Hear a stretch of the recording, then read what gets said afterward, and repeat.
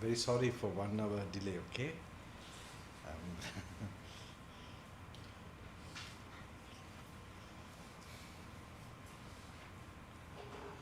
But you can meditate, you can read, you have work to do. If I don't come even, you can do if you have the teacher with you. Allow your understanding slowly to grow. Other suttas will explain what some questions you're having.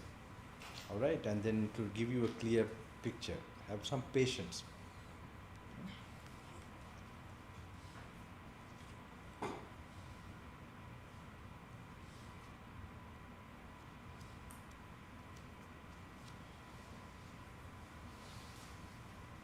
Okay, page number 13.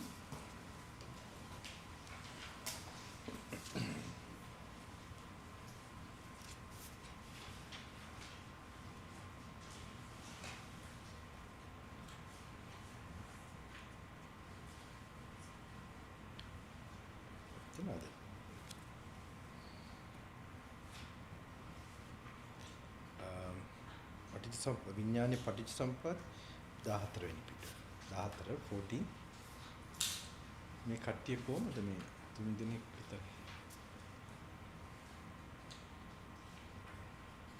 එනවද ගමන්ද දන්නවද දන්නවනේ හැබැයි දැක්කද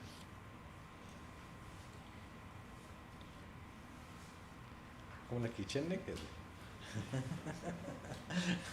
no sellamata kiyamatha seriously ganna ewa manath me vinodayak karanawa mata kammelini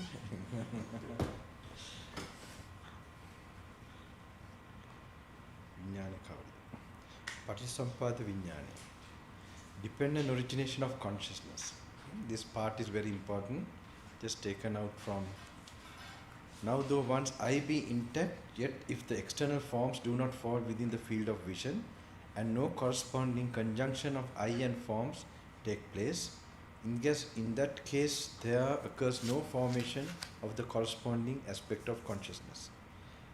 Or though one's eye be intact and the external forms fall within the field of vision, yet if no corresponding conjunction takes place, in that case too there occurs no formation of corresponding aspect of consciousness. When I say corresponding means each organ have the different domain, a different type of consciousness. Okay. If however one's eye is intact and the external forms fall within the field of vision and the corresponding conjunction takes place, in that case there arises the corresponding aspect of consciousness. So this is like you are unconscious. You must see the initial consciousness arising. Just some idea. This is very important. It needs these conditions. Make are important. Me hetu.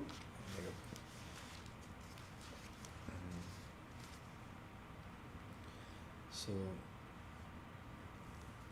upon whatever condition, hence I say the rising of consciousness is dependent upon conditions, and without these conditions, no consciousness arises. And upon whatsoever condition, the rising of consciousness is dependent. After these, it is called. So, මොනහරි සිහියක් කල්පනාවක් අපි විඥාණයට කියමු එහෙම ඒක ලේසිනේ වචනේ සිහිය කල්පනාව අපිට ආවම හරිද ඒ කියන්නේ අපිට මොනවද ඒක ආශ්‍රය කරේ කනයි ශබ්ද නම් ආශ්‍රය කරේ ඒකට කියනවා සෝත විඥානය කියලා. ඇහැයි මේක නම් චක්කු විඥානය. හරිද ඇහැයි මේකට කියන්නේ සෝත විඥානය කියලා. ඒකට අදාළ හේතුත් එක්ක අටගත්ත දේ ඒකට නම දෙනවා. එකකින් එකට එහෙමයි තියෙන්නේ. So for each organ based on where the other whichever organ it uses and the objects based on that it's named, the consciousness is named after that, like ear consciousness, nose consciousness, tongue consciousness. Okay, that's how Buddha explains, and they are rising with causes. Those three causes have to be there for it to arise. This in your mind you should have a picture. Okay, because කල්පනාවෙන් ඉන්න ඕනේ මම පොඩ්ඩක් මේක කියවන්න ඕන. ඒක තේරුණාද කියනකොට මේක ටිකක් පරණ සිංහලෙන් ලියලා තියෙන්නේ. හැබැයි මතක තියාගන්න මෙහෙම කියවනකොට මේවා කරනකොට තමන්ගේ අර මලකඩ කාපු මොලේ වැඩ කරන්න පටන් ගන්නවා. මේක අපිට ආස එකක් නෙමෙයි. කට්ටිය කියනවා මට හාමුදුරන්ගේ කරුණාවට අපිට කියවෙන්නේ කියලා. අර රිට්‍රීට් කරනකොට. මොකද මේවා කියවලා එහෙම ફોකස් එකක් ආවම අපි මලකට මාර්ගඵල ලැබලා රහත් වෙලා. මේ જાතියේ කල්පනා කරන එක මේක ටිකක් යනකොට පොඩ ඔන්න හුරු වෙනවා. ඒකෙන් පොඩි රේකක් එන්න පුළුවන්. ඒ ඇස් ඇරිලා. දැන් මේක අන්ධ වෙච්ච ඇහක් අරිනවා වගේ වැඩක් තමයි. ප්‍රඥාස. මොකද මේක හාමුදුරු දැනුමක් දෙන්න නෙමෙයි මේ ඇහැ අරින්න. මොකද මම මේ ඇහැ ගැන මගේ පෞද්ගලික දැනුමක් තියෙනවා. ඉතින් මේක කරන්න මේක හරියට ලොකු ගැඹුරු දෙයක් නෙමෙයි. කිවසන්න ඕනේ හිත පිසුදු කරන්න ඕනේ. බුදුහාඳුරු හිතන එකට තමන් මෙහෙම ලයින් වෙන්න ඕනේ. ඒක වෙනවා චුට්ට තව ටිකක් යනකොට ඒක අපිට ඒක නේද? මේක දැන් අපි අදම මම පටන් ගනි.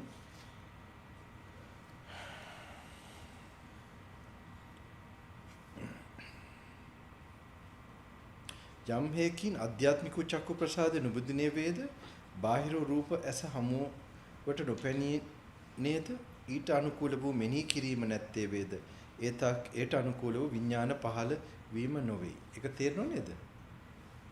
අර මම සරලව කියපු එකත් මේක අර සිංහල පොඩ්ඩක් මේකයි. හැබැයි මම හිතන්නේ අමාරු නෑ. අධ්‍යාත්මික චක්කු ප්‍රසාදේ නොබිඳුනේ වේද බාහිර රූප ඇස හමුවට පැමිණේද ඊට අනුකූල වූ මෙනෙහි කිරීම නැත්තේ වේද ඒතාක් ඊට අනුරූප වූ විඥාන කොට්ටාශගේ පහළවීම නොවේ. අර දෙකාවත් තමන්ගේ මේ පැත්තෙන් මෙනෙහි කරන්න හරි ඇටෙන්ෂන් එක දාන එක සිද්ධ වුනේ නැත්තොත් ඒක පහළ වෙන්නේ නැහැ. යම් හේකින් අධ්‍යාත්මික චක්කු ප්‍රසාදේ නොබිඳුනේ වේද බාහිර වූ රූප ඇස හමුවට පැමිණේද ඊට අනුකූල වූ මෙනෙහි කිරීම ඇත්තේ වේද ඒතාක් ඊට අනුකූල වූ විඥාන කොට්ටාශගේ පහළවීම වෙයි. මහණෙනි ඔබට මා විසින් නොයෙකුත් ක්‍රමයෙන් විඥානය ප්‍රත්‍යයෙන් උපන්නේයයිද ප්‍රත්‍යයෙන් තොරව විඥානයන්ගේ හට ගැනීමක් නැතයිද කියන ලදී.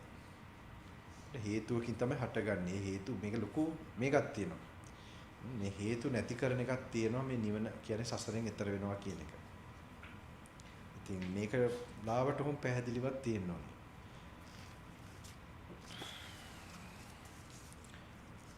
This is a very important point because it will relate to that how my teacher explained also, about last moment, you have a last thought and last breath, that you, and if you have attachment and karma, you'll be distracted and the causes are there for consciousness to arise. If this craving and also karma is not there, conditions are not there, then consciousness will not arise. This is a big revelation by a Buddha. That's what makes him very unique. From this wisdom, actually even this thinking about this can make you, this is a kind of Dhamma thinking, Dhammanupassana. This is the kind of thinking you have to slowly get used to. In the walking meditation, I will just demonstrate something. So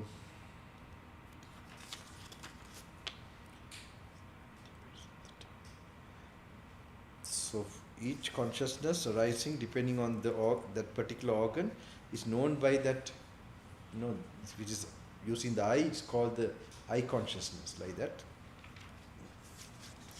Okay. In page number 14, dependency of consciousness on the other four khandhas. And it is impossible for anyone to explain the passing out of one existence and the entering into new existence, or the growth, increase and development of consciousness independently of corporeality, feeling, perception and mental formations. So they are all there. You see, you can't separate, you can't have it separate. When you have consciousness, you have feelings, perceptions and mental formations. Okay. Page number 15 also. ඊළඟ පිටුවර තේරුම් කරන කොටස් තියෙනවා.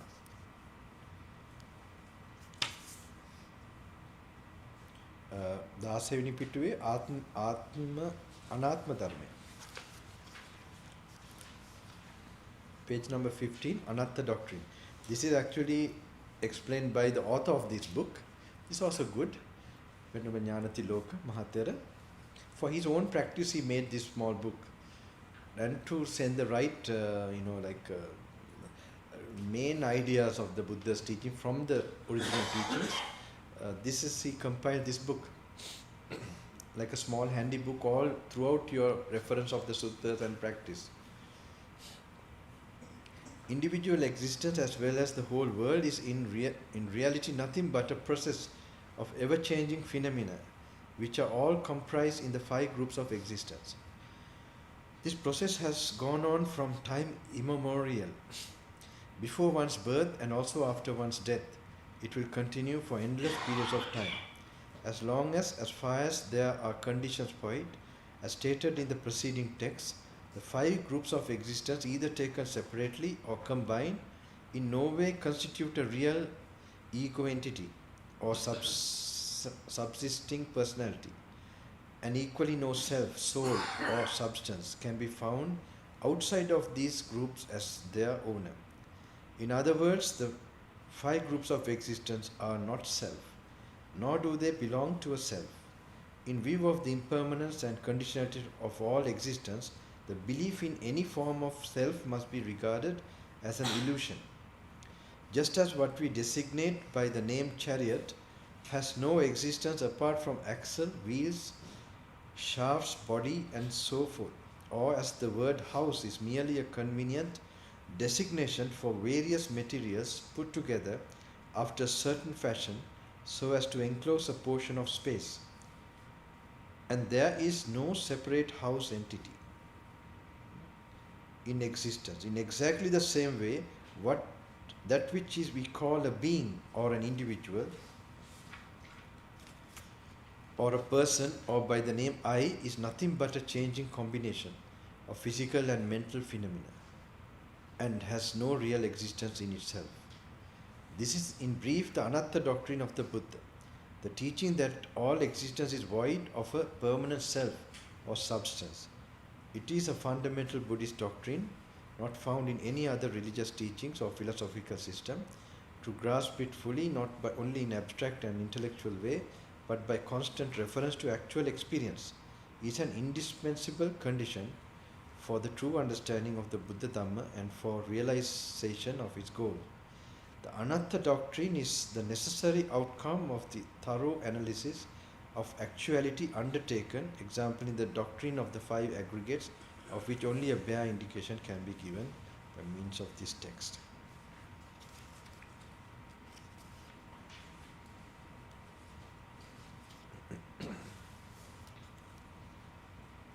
Okay, 21, page number 21.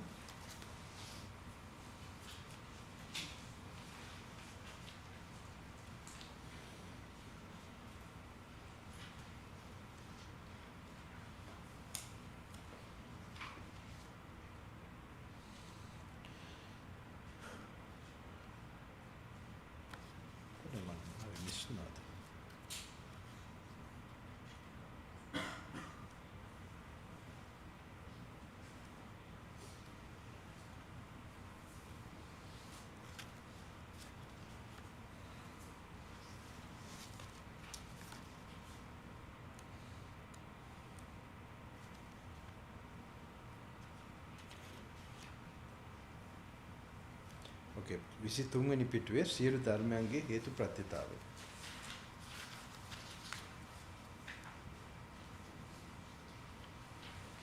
Dependent origination of all phenomena. If when perceiving a visual object, sound, order, taste, bodily impression, or mental object, the object is pleasant. Before I leave to Sri Lanka, I'll polish my English. Okay, this is a good opportunity for me. I have been like in prison, by the Sri Lankan community. they want some entertainment in Sri Lankan language, but for so many years, because all my thinking, everything happened in English when long years back. But doesn't matter, they are very keen. I know they miss their local language. Huh? I miss my local language. My first language, not first actually, second. But මොනවද ධර්මයේනේ ධර්මයේ තමයි ඕනේ අපිට මනුෂ්‍ය ලෝකේ කොහේ ඉපදුනත් කර්මානුරූප ඒ උතුමට ලංකාවේ වටිනාකම තේරුනේ ඒ දහම මේ වුණාන් පස්සේ අවුරුදු 18 දී වෙන දෙයක් නෙමෙයි ලංකාව. ලංකාවේ හැබැයි දළදා වංශයේ ප්‍රදර්ශනීය දැකලා ඒකත් මට ලොකුවට මේ ඇති වුණා ලංකාවේ මිනිස්සු ලංකාවේ හැම දෙයක්. දළදා වංශය ගැන හිතලා කොහොමද මේ පොලිමේ ඉන්නේ හැටි දැක්ක නේද? දැක්කත් දන්නේ. ගියා. ඒක දැක්කම මම හිතුණා මේ රටනේ ලෝකෙ තියෙන ඒක දා තමයි මම පළවෙනි පාරේ හිතුනේ ලෝකෙ තියෙන ඉහළම තැන කියලා. බුදුන් වහන්සේ පෙරුම් පුරලා එහෙම හිතන්නේ කට්ටිය. මේ අන්තිම ආත්මෙදී මේ දළදා වංශේ කොහොම හිතන්නේ එක ආත්මෙන් එන්න පුළුවන් එකක්ද? ඔය විඥානයේ ආත්ම ගණනාවක් වර්ධනය කරගෙන ආපු එක. ශාසනයත් එක්ක. ඒ ශ්‍රද්ධාව.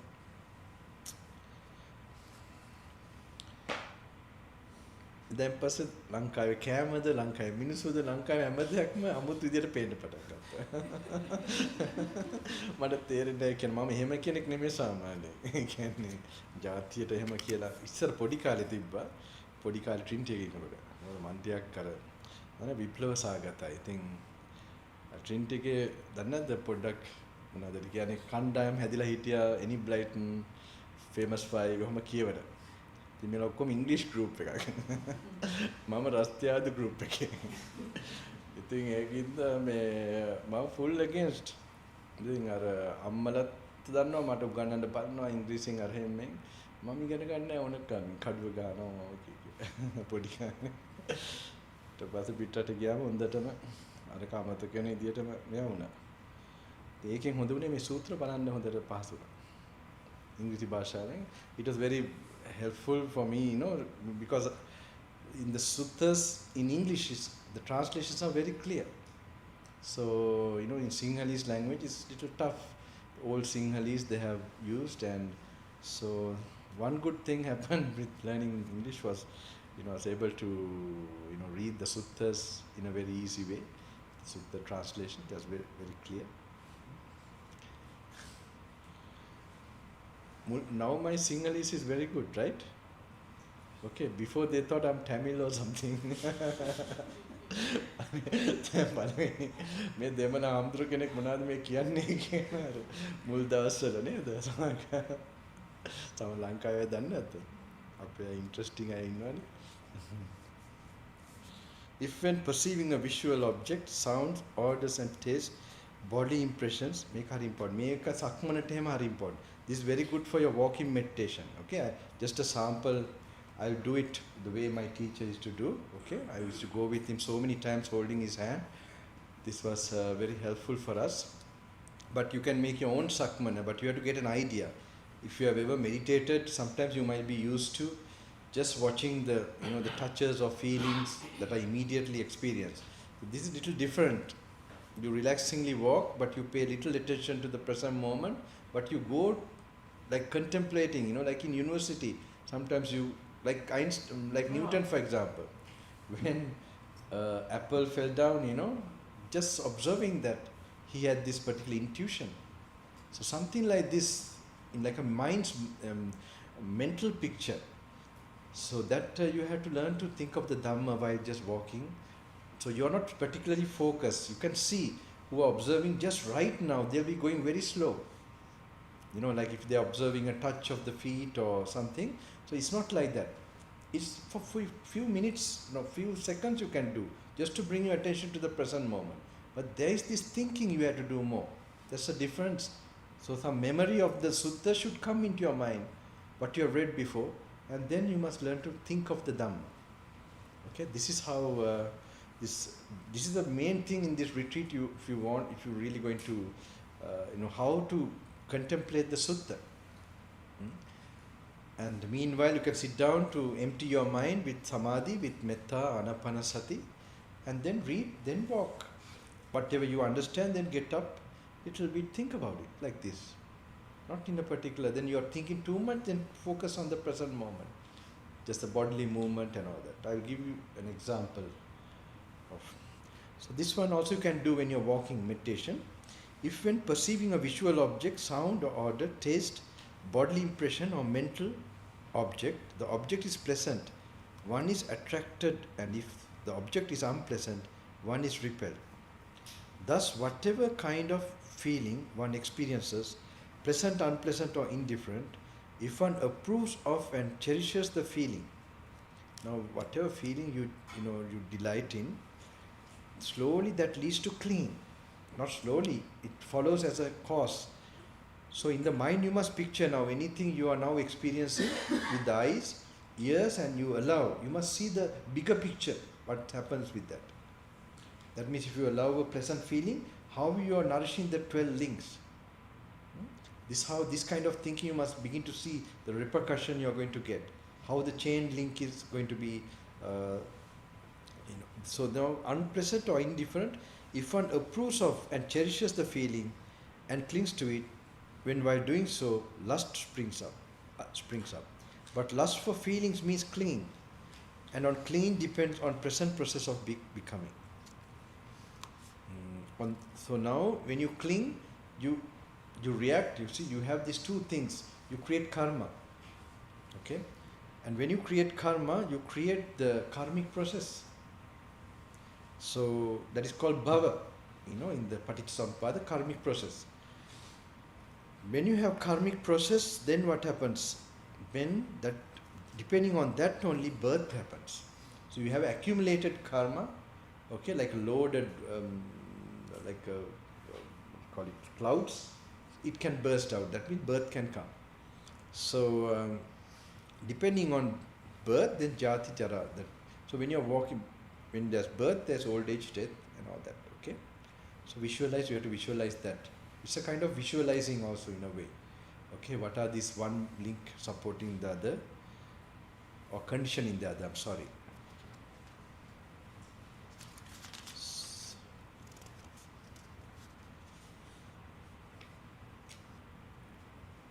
මොකක් හරි ඉන්ද්‍රියම් පිනවනකොට ඒක හේතු කරන් තමන් ඒකට ඉඩ දෙනකොට තණ්හාව වැඩි වෙනවා. තණ්හාව හේතු කරන් කර්ම රැස් කරන එක වෙනවා. කර්ම භවය හැදෙනවා. තණ්හා උපාදානයි. උපාදානයේ හින්දා මේ කර්ම භවය හැදෙනවා. කර්ම රැස් කරනවා. කර්ම භවයක් හැදෙනකොට ඒක තමයි හේතු වෙන්නේ.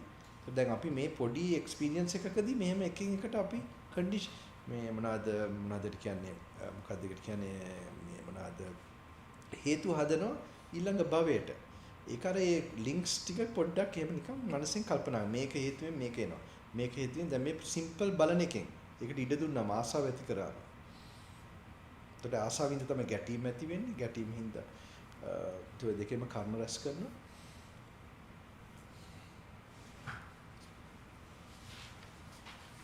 ඔක ඇවිදින්න යනකොට දැන් ඕක එකක් තව එතනම අල්ලන් ඉන්න එපා.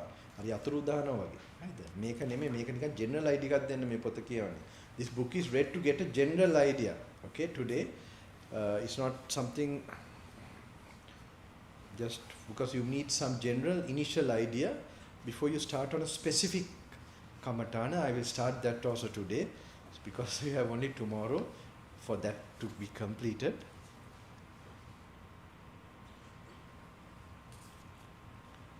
Okay, 26 page, dependent extinction of all phenomena.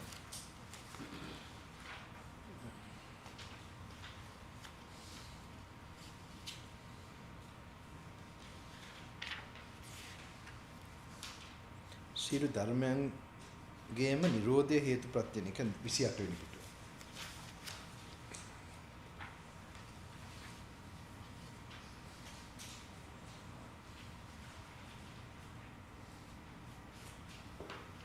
And through the total fading away and extinction of craving, tanha, clinging, upadana is extinguished. Through the extinction of clinging, the process of becoming is extinguished. Through the extinction of karmic process of becoming, rebirth is extinguished. And through the extinction of rebirth, decay and death, sorrow, lamentation, pain, grief and despair extinguished. Thus comes about the extinction of this whole mass of suffering. You can read the other part also. ඉතන තේරුම් කරලා තියෙන කොටසකුත් තියෙනවා. ඒකත් කියවන්න පුළුවන්. Hence the annihilation, cessation and overcoming of corporeality, feeling, perception, mental formations and consciousness. This is the extinction of suffering and the end of disease, the overcoming of old age and death. The undulatory motion, which is called a wave and which in the ignorant spectator creates the illusion of one and the same mass of water moving over the surface of the lake, is produced and fed by the wind and maintained by the stored up energies.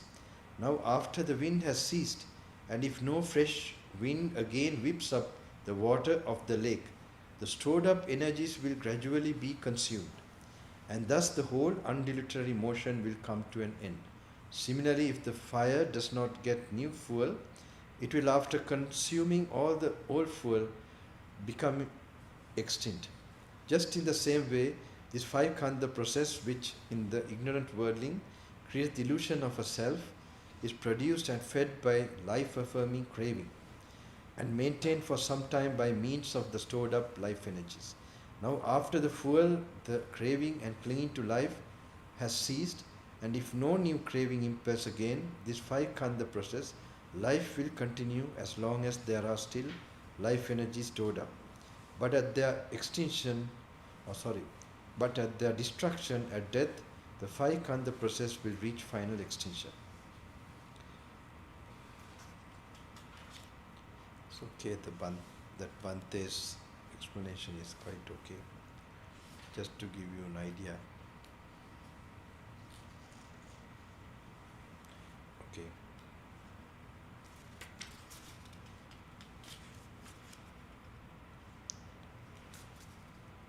Page number 43.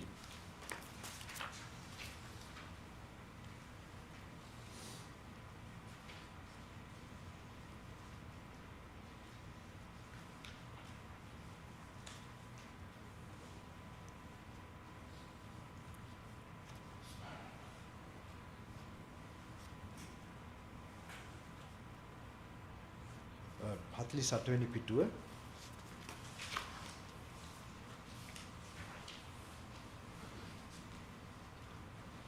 Views and discussions about the self. Now, if someone should say that feeling is his self, he should be answered thus. There are three kinds of feeling: pleasurable, painful, and indifferent feeling. Which of these three feelings do you consider as yourself? Because at the moment of experiencing one of these feelings, one does not experience the other two. These three kinds of feelings are impermanent, of dependent origin, are subject to decay and dissolution, to fading away and extinction. Whoever, in experiencing one of these feelings, thinks that this is his self, must, after the extinction of that feeling, admit that his self has become dissolved, and thus he will consider his self already in this present life as impermanent, mixed up with pleasure and pain, subject to rising and passing away. If anyone should say that feeling is not his self, now in this one, in the beginning, now if someone should say that feeling is his self, he should be answered that there are three kinds of feeling: pleasurable, painful, and indifferent feeling. Which of these three feelings do you consider as yourself? Because at the moment of experiencing one of these feelings, one does not experience the other two. These three kinds of feelings are impermanent, dependent on origin. Now here, in a simple way, now a feeling is a part of a moment of consciousness. Okay? It depends on a body, this consciousness, and to feel and all that, you need a body. Okay? So you have to picture, without a body you don't get. But body, how? What is the cause for body? One is food, according to Buddha, okay? And the other one is karma. Your past karma is the cause of that body to arise. Now these two are impermanent. Even the food, you have to keep on giving the food, all right? And even the karma, it keep on have to, that is easy, we are always doing that. Keep on doing karma, okay? So this is the cause, but they are changing causes. This is how you have to analyze how the body has to be impermanent.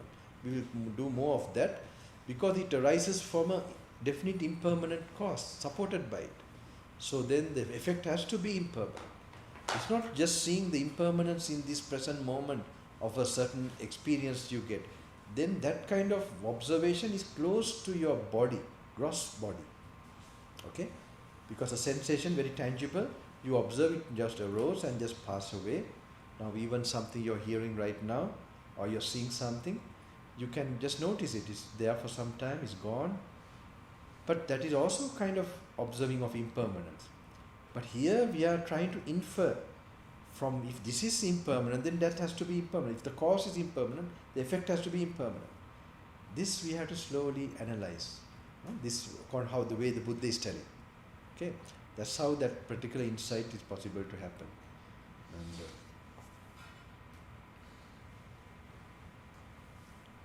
there are three kinds of feeling: pleasurable, painful, indifferent feeling.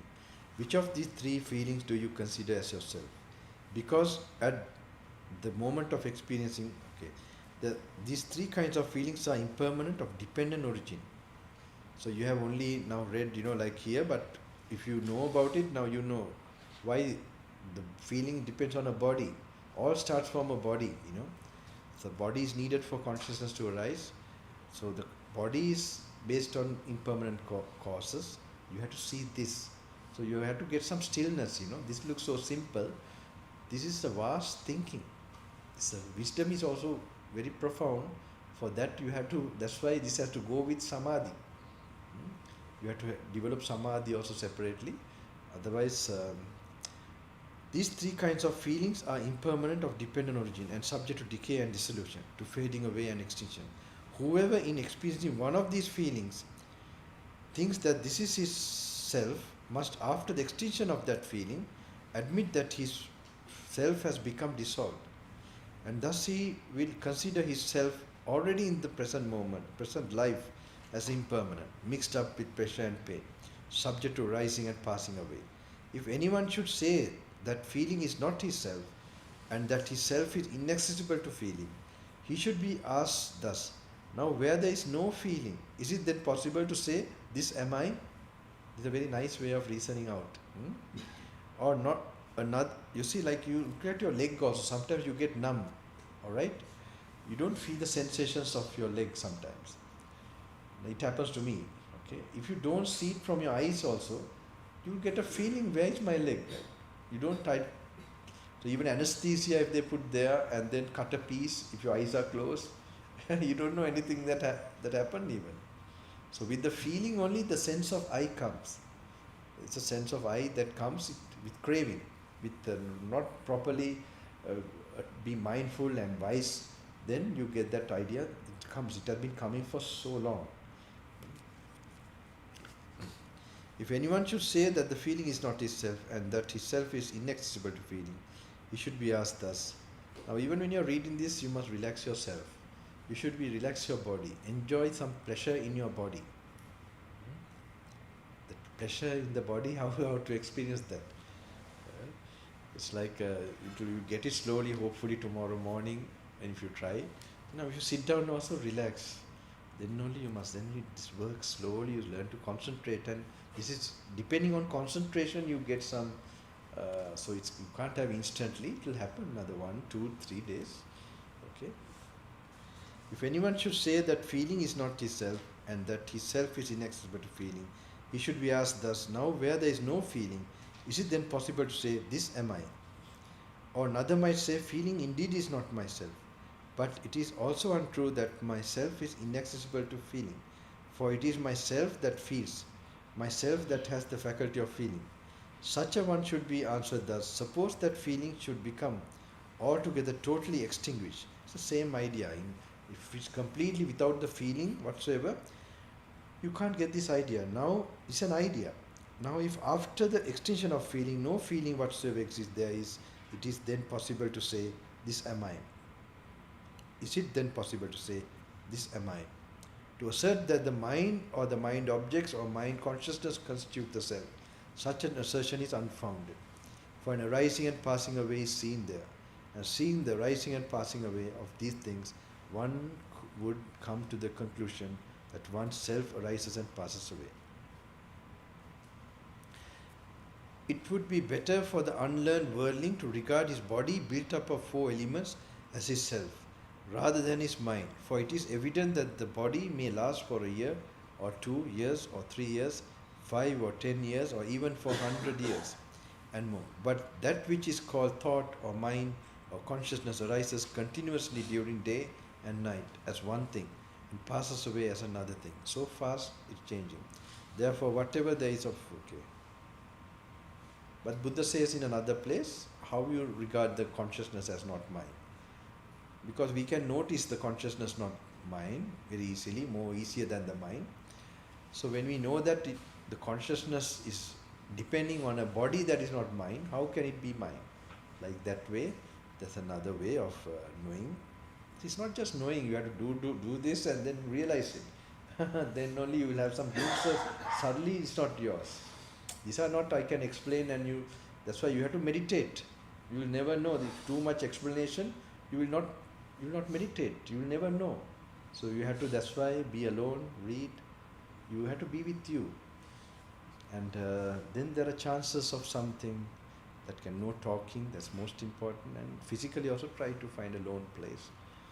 If you want to really get something, don't expect anything, just do that. But you have gone on the path. So you've done one day you'll have to go on the path. Today you're going, so you'll be happy. You're still alive to do it.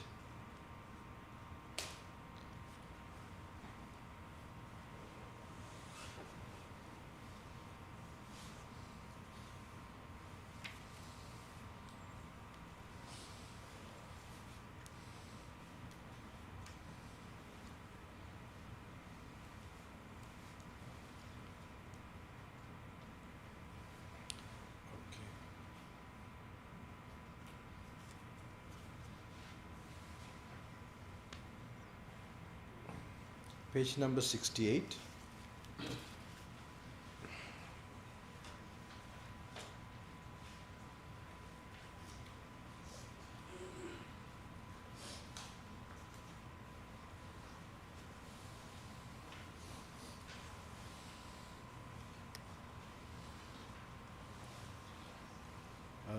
Hatta deka Sinhala pothe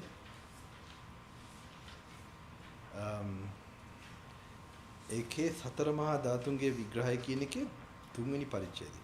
නෑ ඒක දෙවෙනි එක. ගවයන් මරන්නකු එළදෙනෙකු ඇති දැඩි කරන විටද එය මරණ තැනට ගෙනෙන විටද කණුවක බඳින විටද අන්නේ ටික. Is taken from the Visuddhi Magga but doesn't matter. When a butcher rears a cow, brings it to the place of slaughter, binds it to a post, makes it stand up, slaughters it and looks at the slaughtered cow. During all that time he has still the notion cow. But when he has cut up the slaughtered cow, divided it into pieces and sits down near it to sell the meat, the notion cow ceases in his mind, and the notion meat arises. He does not think that he is selling a cow or that people buy a cow, but that it is meat that is sold and bought. Similarly, in ignorant worldling, whether monk or layman, the concepts being, man, personality, etc. will not cease until he has mentally dissected that this body of his, as it stands and moves, and has contemplated it according to its component elements. But when he has done so, the notion personality will disappear, and his mind will become firmly established in the contemplation of the elements. Symmetric contemplation, එතන අසුභ කියලා තියෙනවා, අසුභ භාවනාව. මෙහෙම පොතක් කියවනකොට තමන්ගේ concentration power එක වැඩි වෙනවා. අර ෆෝන් එකට පාවිච්චිලා පුරුදුලා මේකත් අමාරු වෙන්නේ මොකද? අපේ ඩොපමින් හිර වෙච්ච ඩොපමින් වලින් වැහිච්ච මොලයක් තියෙනවා. මේකට එන්න ඕනේ පළවෙනිටම කියවන්න පුළුවන් වෙන. එතකොට සමාධියක් භාවනාවක් කරන්න අවශ්‍ය සතියක් තියෙනවා. අපි භාවනාව කියලා තනියම කරාට ඉඳගෙන අපි වෙන භාවනාවක් කරන්නේ. දෙන්නවත් දන්නේ නැහැ. මේ 100 සතිය පීඨන එක මේකට ගේන්න ඕනේ. මම ඒකයි කියන්නේ, you have to develop from your cell phones all that to read the book. Then there's the real type of concentration develop.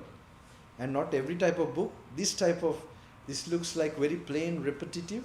Then your type of focus, your type of wisdom is directed going inward. So first we have to come out of the cell phone. What is this level of dopamine we have got? You covered our brain with. So this is not easy initially. Our nerves start to work slowly. Then only it will. This is also great, good, very powerful karma. Kusala karma. According to what my experience, how much you sit down and wait, that is also good kusal. But reading this, even a slightest direction towards getting that wisdom it's the big kusal. That's why, no, very interesting. This part of the Indian yogi, my life connected with that. Some see it as like out of track of the mainstream Buddha's this thing. Okay, so I see this part of my life that I have been practicing many lives back. That was helpful to get this actual. It was Buddha's time also same. So many have developed samadhi. That's why they quickly immediately experience this. So one of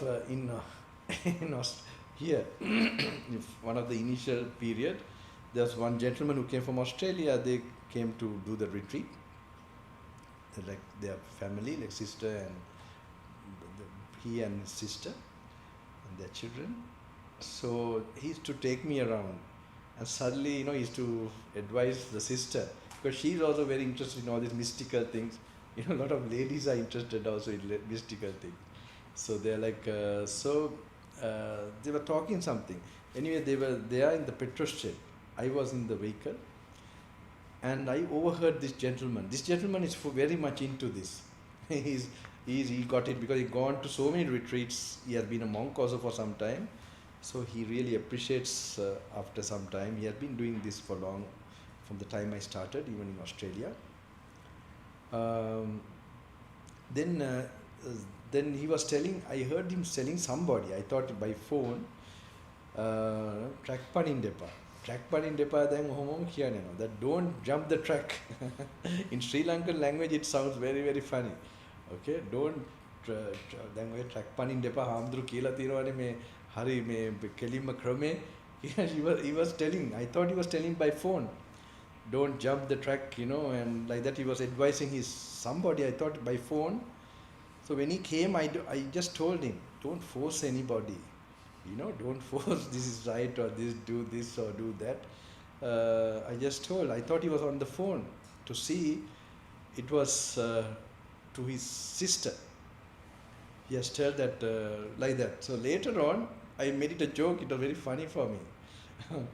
Later on, he later told somebody who is out of the track, Bante put you on the track.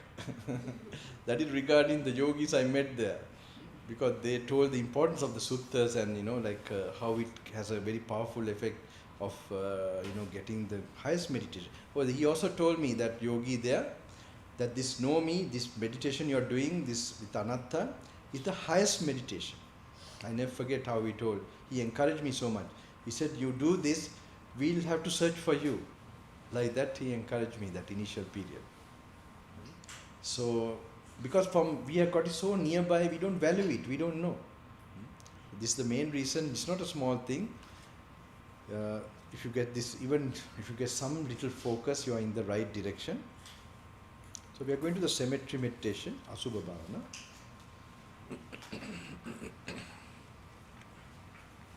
කාටත් අමාරු නෑ නේද? කොහොමද හොඳින් ඉන්නවනේ? ටිකක් අමාරු කැක්කම වගේද?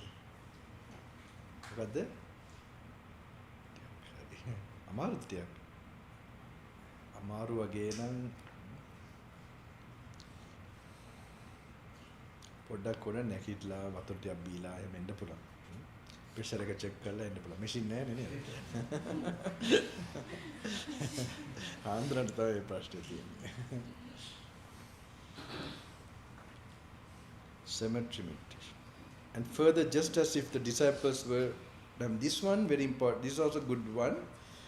You can be at the real, where the cremation ground, In India, I go actually daily. In Nepal, I don't go to see the bodies actually. I go to see the relations crying, that raw suffering. When you see that, you really see it's real suffering. To lose a loved one and then whole Dhamma comes to my mind in a way that how this craving and attachment can bring so much sadness to the world, to the people. So I go daily, that's my entertainment. If anyone wants to find me in Nepal, Kathmandu, if they find I've gone there, evening 6 o'clock I'm there at the burning guts. There are some nice ceremonies going on with ancient slokas about life and all that. It's very nice, very, very extremely romantic spiritually. You get a real feeling. Cemetery meditations. And further, just as if the disciples were looking at a corpse thrown on a charnel ground, now this one you can imagine a corpse in front of you. Okay? This is more powerful than seeing a real corpse, because your faculty to visualize, to imagine, it will be more powerful. Just imagine there's a corpse in front of you.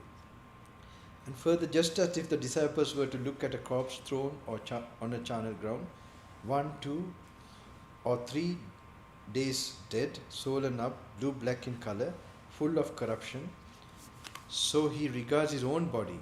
This body of mine also has this nature, has this destiny, and cannot escape it.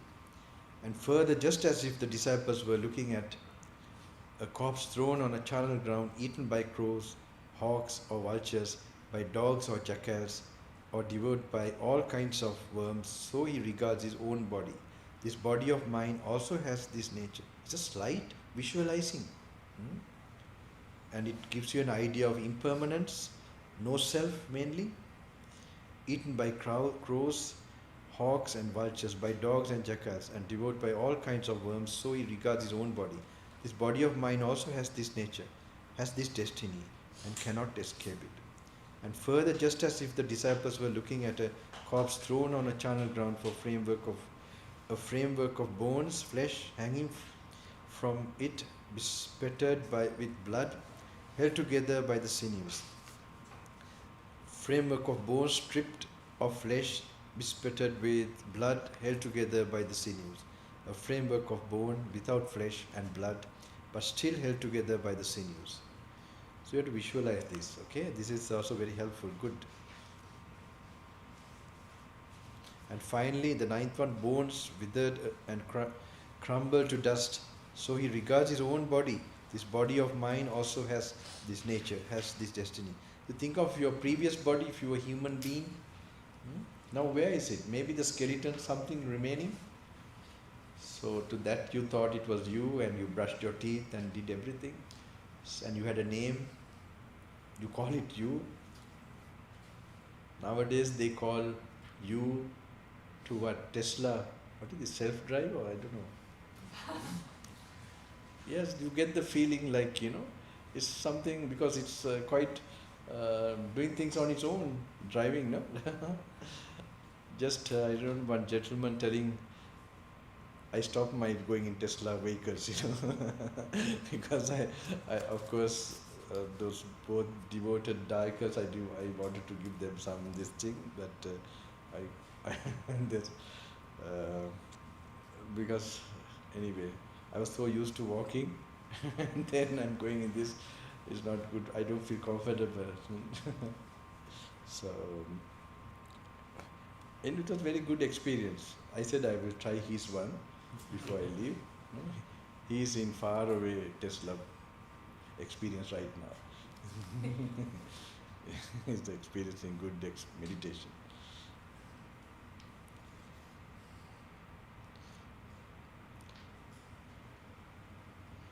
Better life, is it? Something better life? Or? No, භාවනා කරන්න දැන් පව. මාත්‍ය හොඳට සනීපෙන් ඉන්නවා.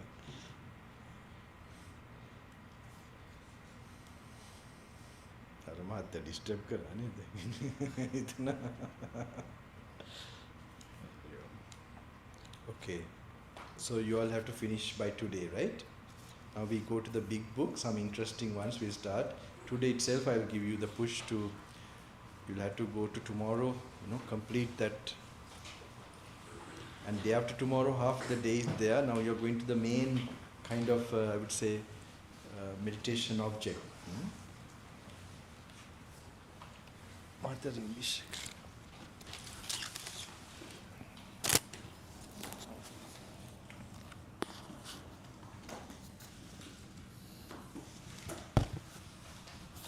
Record කරන්න දාලා තියෙන මත. Record වෙන්නේ. Come on.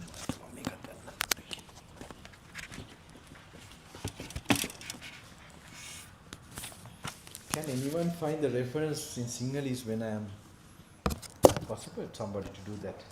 No, the කාටද? මට දෙක මෙයා කරන ටිකක්. හරි.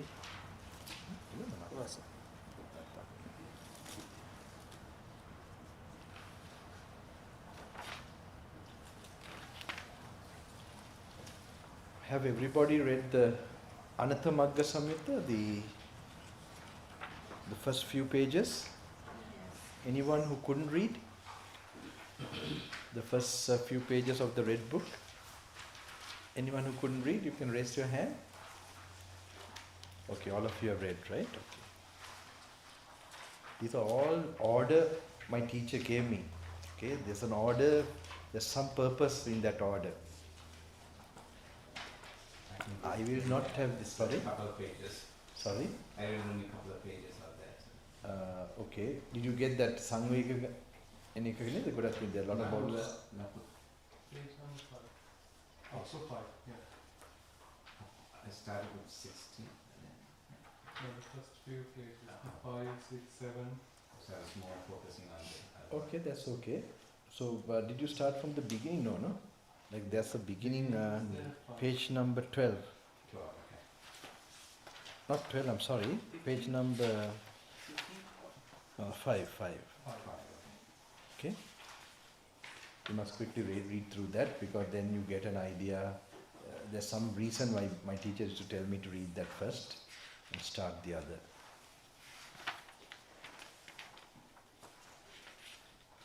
Until it finishes, you can,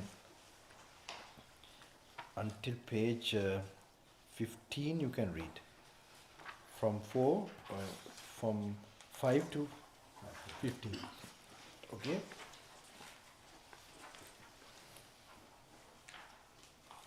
And I want you all to read also on your own. Page number 319. Samma Ditti Sutta.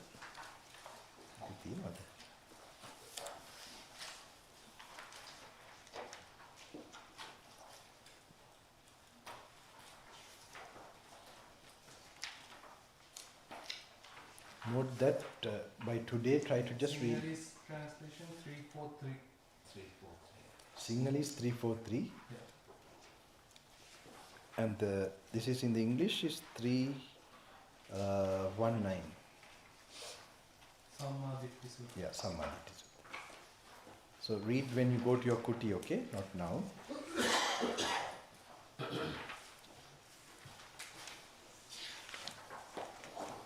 So we start this, page number 16 in the English and Sinhala kiya wadda. Mona page ekada Sinhala kanda. Akula pitu. 16. Page number 16. The Sinhala is also 16. Okay. Yes.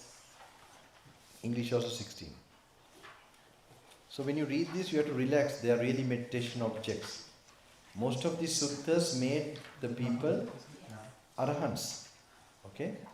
So this my teacher used to tell when monks come, if you want to attain the Sotapanna or Sakudagami like that, read the Kanda Salayatana. You don't explain like me, you know.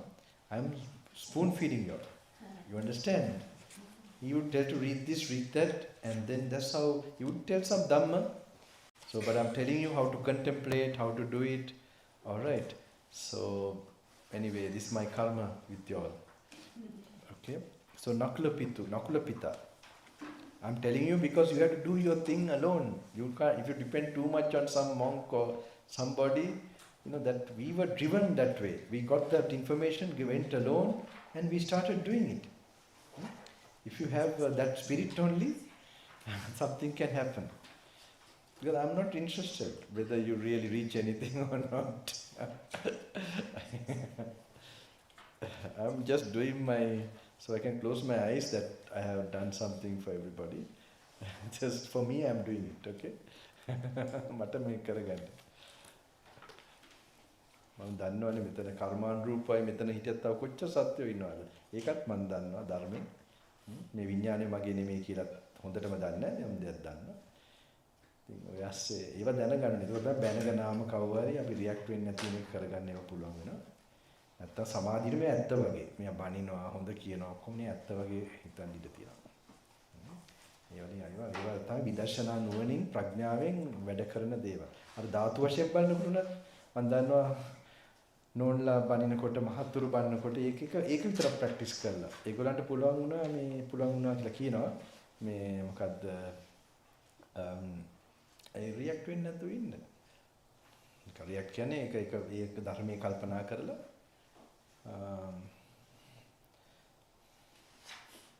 React වෙන්නේ නැහැ වගේ පෙන්නන එක නෙමෙයි react වෙන්නේ නැතුව ඉන්න එක ඇත්තටම. ඒක දැනෙනවා ভাইබ්‍රේෂන් ෆෝම් එකකින් උනත් දන්නවා කවුරුනත්. මාත් ඒක හොඳයි ටික try කරන්න. නේද?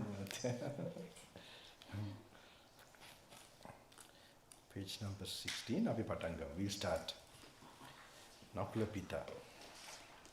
So now here when you practice you have to, now I told you have to relax, come to the present moment, all right, and look at your body like from outside and then start reading and apply this. On one occasion the Blessed One was dwelling among the Bhagas. I will tell it in short, here an old disciple come to the Buddha. Not a disciple, lay disciple. And then he's very old and he says, can you teach me in short? Then he says, I'm very old, advanced in life. So can I get a teaching, in short?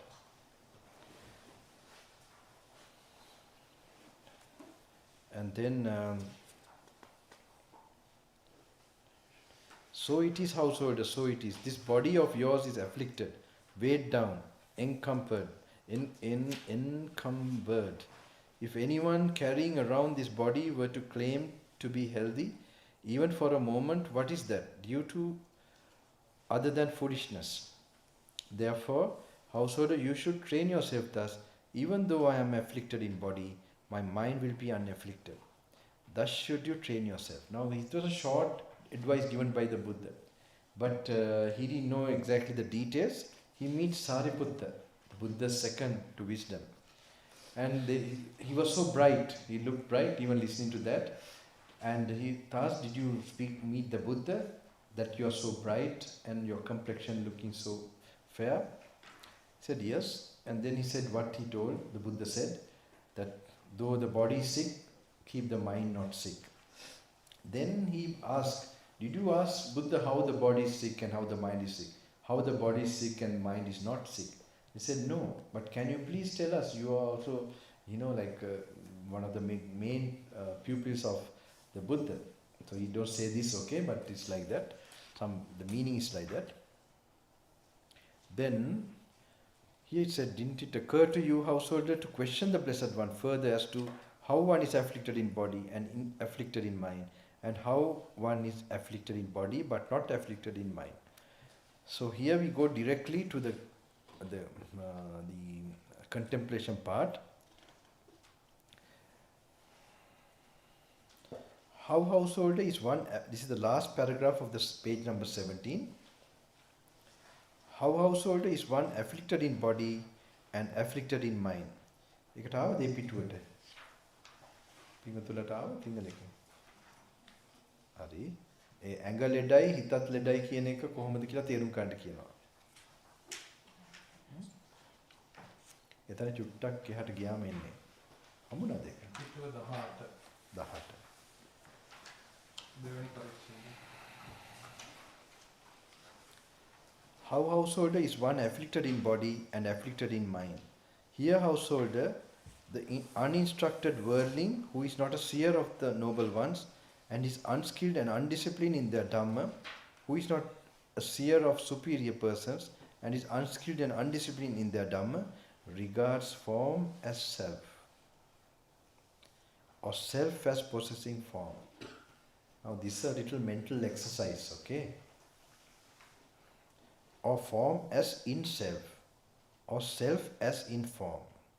He lives obsessed. Now this is how we normally live, with this kind of feeling, okay, with this kind of view, okay? He lives obsessed by the notion, I am form. Mage kakula, mage atta, mage konde, mage sita. This is my body, my leg, my hand, my hair, and my feeling, my consciousness. This is how we normally, that's how we are comfortable and This is very familiar to us. Okay? He lives obsessed by the notion, I am form, form is mine. As he lives obsessed by these notions, that form of his changes and alters. With the change and alteration of form, there arises in him sorrow. Now you must observe yourself. You are attached like this. How you are then, if something changes in your body or your thoughts, your feelings, then what? You are upset with that. Okay? So you have to watch this. It's not just a simple thing reading. It's a mental visualization. That's how it becomes a meditation. All right. Then he regards feeling as self, or self as possessing feeling, or feeling as in self, or self as in feeling. He lives obsessed by the notion, I am feeling. Feeling is mine. As he lives obsessed by these notions, that feeling of his changes and alters. With the change and alteration of feeling, there arises in him sorrow, lamentation, pain, depression, and despair. Now we are slowly coming to the Buddha's thinking. This way of looking made many become arahants. Okay? So we are familiarizing slowly that thinking. It's won't be comfortable immediately. Okay, it will look like repetition and so on. But after some reading and some walking, trying some interesting ones when you contemplate, and with few days of detoxing from phones and all these other sensual world impressions, some things can happen. They are like, the greatest thing that can happen in your whole life. Okay? Nothing I would say any achievement, any slight clarity, insight into this fine. Simple truths. This still inspire me for many years, from young age, some experiences I had. For rest of your life. And as I go on avoiding all other things to achieve that, experience those things more and more, I don't regret. I neglected even studies or even the career or whatever my father a little bit wanted me to do. I don't regret. If I did those things, not doing this, I won't be regretting. He regards perception as self, or self as possessing perception, or perception as in self, or self as in perception. He lives, even I don't know whether I should tell that, he's passed away, my father. I didn't complete the university degree, So, but in his mind, when his friends come, he would say I had the degree. So I felt so sad and sorry, in a way I felt sorry, like we are looking for some external, conventional, but absolute truth. If you have a glimpse of it, you are a king. You feel like the universe is in your hand. This is what we are searching for. This tremendous self-satisfaction, and you don't care the world, how it looks at you or what it thinks. You're not interested in that. And especially the moment of death and facing reality, you will enjoy that truth. That wisdom. Okay. He regards volitional formation as self, or self as for the same thing. He regards consciousness as self, or self as possessing consciousness, or consciousness as in self, or self as in consciousness. He lives obsessed by the notion, I am consciousness. Consciousness is mine. As he lives obsessed by these notions, that consciousness of his changes and alters. With the change and alteration of consciousness, there arises in him sorrow, lamentation, pain, displeasure, and despair. It is in such a way, householder, that one is afflicted in body and afflicted in mind. And how, householder, is one afflicted in body but not afflicted in mind? Here, householder, the instructed noble disciple, who is a seer of the noble ones and is skilled in and disciplined in their Dhamma, who is seer of superior persons and is skilled and disciplined in their Dhamma, does not regard form as self, or self as possessing form, or form as in self, or self as in form. He does not live obsessed by the notion, I am form, form is mine. As he lives unobsessed by these notions, that form of his changes and alters. With the change and alteration of form, there do not arise in him sorrow, lamentation, pain, displeasure, and despair.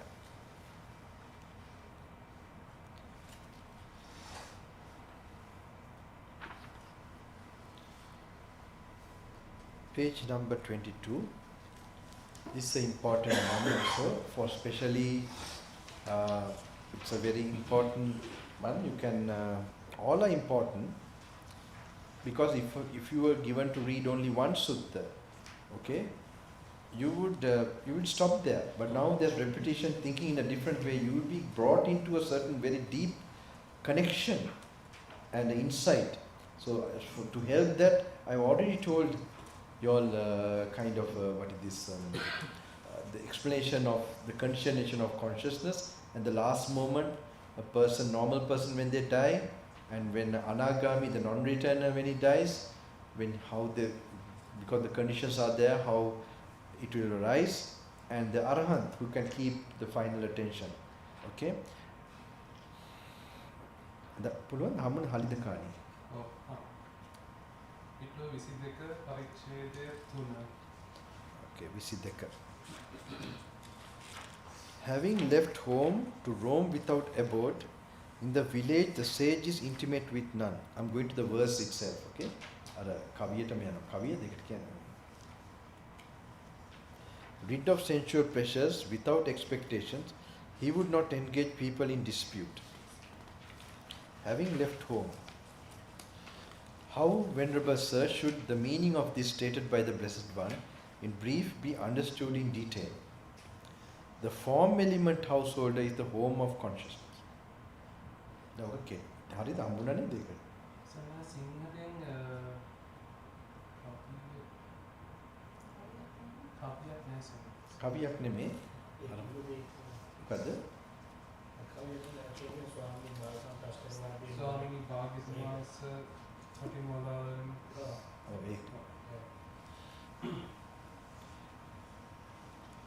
How householder should the meaning of this stated මම ඒක තේරුම් ගන්න සිංහලෙන් හරිද? ඒක important එකක් හිතන්න පුරුදු වෙන්න ඕනේ ඒක. How, Venerable Sir, should the meaning of this stated by the Blessed One in the brief be understood in detail? The form element householder is the home of consciousness. One whose consciousness is shackled by lust for the form element is called one who roams about in a home. So උපාදාන ස්කන්ධ වෙන්නේ එහෙම.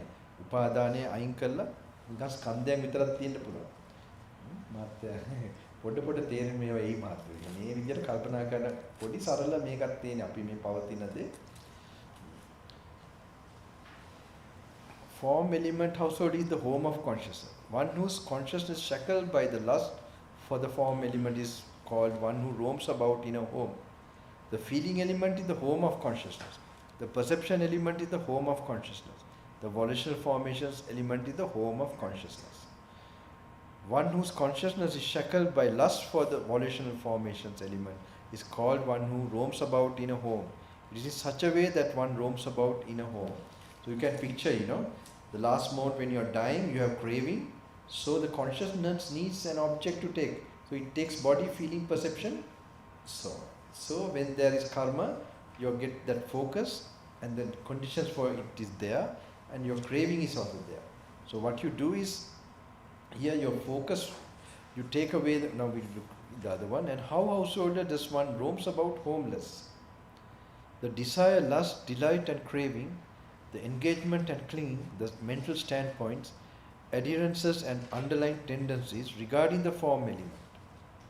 These have been abandoned by the Tathagata, cut off at the root, made like a palm stump, obliterated so that they are no more subject to future rising. Therefore the Tathagata is called one who roams about homeless. The desire, lust, delight and craving, the engagement and clinging, the mental standpoints, adherences and underlying tendencies regarding the feeling element, the perception element, the volitional formation element, the consciousness element. These have been abandoned by the Tathagata, cut off at the root, made like a palm stump, obliterated so that they are no more subject to future rising. Therefore the Tathagata is called one who roams about homeless. It is in such a way that one roams about homeless. Let me take the Sinhalese one and but a Sinhalese ඕනේ වෙනවා. පොඩ්ඩකට.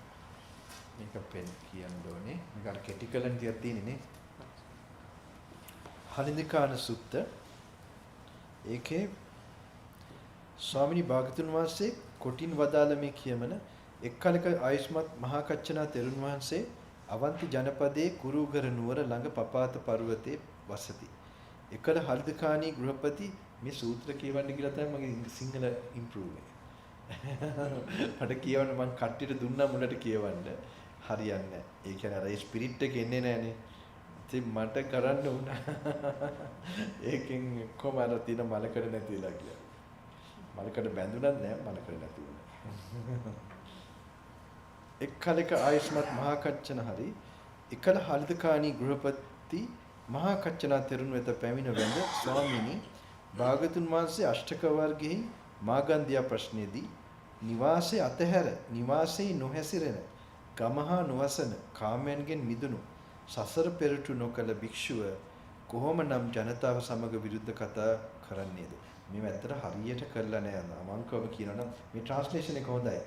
සිංහලේ අපි බැලුවා වෙන වෙන ට්‍රාන්ස්ලේෂන්ස් වලින් මේක හොඳයි. වුණාට මේක වෙන් කරලා කවියක් වගේ කවියක්ද මම කියන්නේ අර නිකන් එහෙම එකක් තියෙන්නේ මෙතන. වර්ස් එකක්. ස්වාමිනී භාගතුන් වහන්සේ කොටින් වදාළ මේ කියමනේ අර්ථ විස්තර වශයෙන් දති යුත්තේ කෙසේදයි සැලකලිය. ගෘහපතිය රූපස්කන්ධය විඥානේ නිවාසයයි. රූපස්කන්ධය බැඳුණු විඥානේ නිවාසයේ හැසිරෙන්නයි කියන ලැබේ. දැන් මේවා එක එකට දාන්න ඕනේ. මේවා කෙටි කරලා තියෙන්නේ මේක හොඳ නෑ. මේක කමඨාණක් වෙන්න නම් තමයි හිතෙන් පේන්න ඕනේ.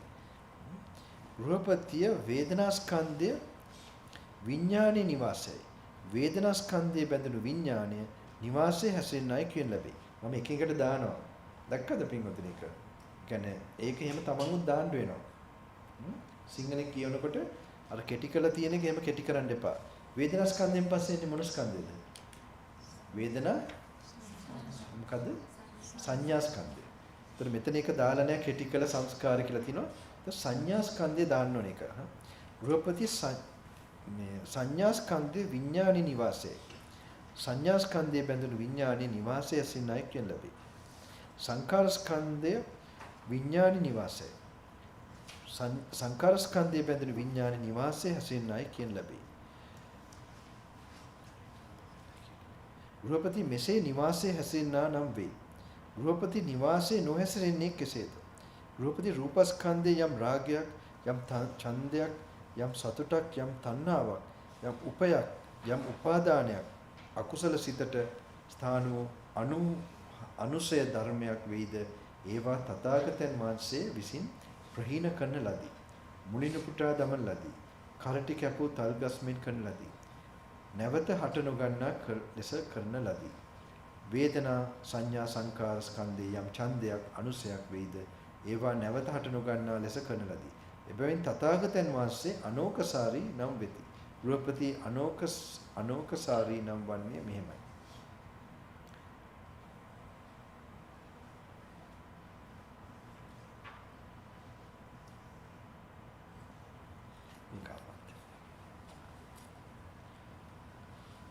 ඒක හිතෙන් පින්තූරේ ගන්න ඕනේ. රූප පංච උපාදාන ස්කන්ධ තියෙනවා. විඥානය තියෙනවා. ඒ කියන්නේ මේක මෙහෙම මේ විඥානය ඒකට මෙහෙම මෙයා වෙන්නේ ගම් එකක් තියෙනවා. ඒ ගම් එක තමයි තණ්හාව.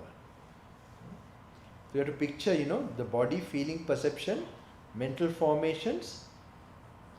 They like the consciousness is there. So there's a gum that binds this. Okay, there's a gum that binds. Is how I explain sometimes just to give an idea. You have body, feeling, perception, and mental formations, reactions, and that is with consciousness is bound to these four khandhas with craving, with tanha, with desire. So you remove that. It has no existence. It can't function. It can't exist. It can't form. This little bit nice to think about it. Okay, the Buddha actually removes this gum, and then the main thing how to dismantle consciousness, because this is the thing that gets reborn. So before he became a Buddha also, he found as a Bodhisattva, still from the other methods of meditation, there was this consciousness arising, that is a higher consciousness. Even that is, I know in the Hindu tradition, is called pure consciousness, because it has no anger, no greed, but there is delusion. Delusion means a neutral feeling. So the Buddha replaces neutral feeling with wisdom. So this very way of thinking and analyzing is creating that wisdom in you. It's clear. You wanted one potent thing, right? This entire thing is... last week when we first went, right? Yes. Oh yeah. Now you don't want it? No, or? no, I do. I just, But you are going through this. When you are going through this, it is like you'll find your own potent one. It's not. It's not. actually, the one you just covered, I read it before I went to sleep yesterday. Which one? 15 onwards. The Nakulapito Nakula. That one. yeah. This one very good.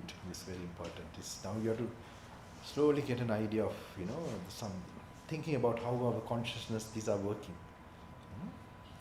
Some more there are so many. Don't stick to one only. Just go on reading. What you understand, just to put a walking. I will show the walking meditation, and then you can do like that. Try different things and see what happens.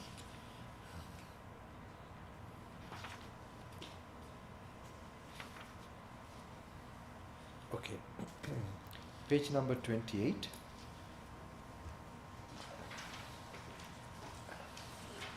Agitation. number after. මක්කලක් තියෙනවානේ. අපේ අර දුව කරේ මම හිතන්නේ. එයාට පින් සිද්ධ වෙනවා. ප්‍රථම 28 number after.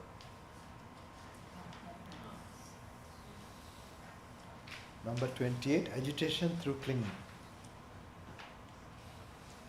Bhikkhus, I will teach you agitation through clinging and non-agitation through non-clinging. Listen to that and attend closely. I will speak. Venerable, yes, Venerable sir. Those bhikkhus replied, Blessed One said this. And how bhikkhus is there agitation through clinging? Here bhikkhus, the uninstructed worldling, who is not a seer of the noble ones and is unskilled and undisciplined in their Dhamma, who is not a seer of superior persons and is unskilled and undisciplined in their Dhamma, regards form as a self, or self as possessing form, or form as in self, or self as in form. That form of his changes and alters. With the change and alteration of form, his consciousness becomes preoccupied with the change of form.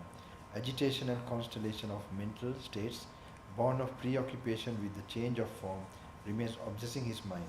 Because his mind is obsessed, he is frightened, distressed and anxious, and through clinging he becomes agitated. This is not the exact one I want to think. You must read them in order, right? Don't read only what I read. Some have done that also. Later I find out they have only read what I read. I'm just giving a sample to you all. Page number 30. It's very important.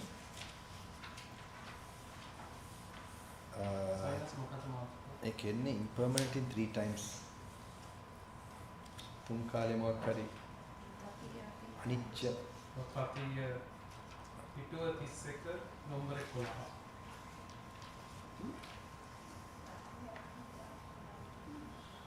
පතිය අතීතාගත සූත්‍රය.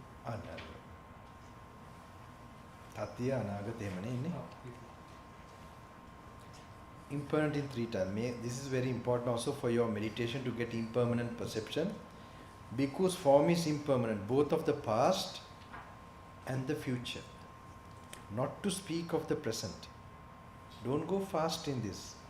You have to exercise because form is impermanent, both of the past.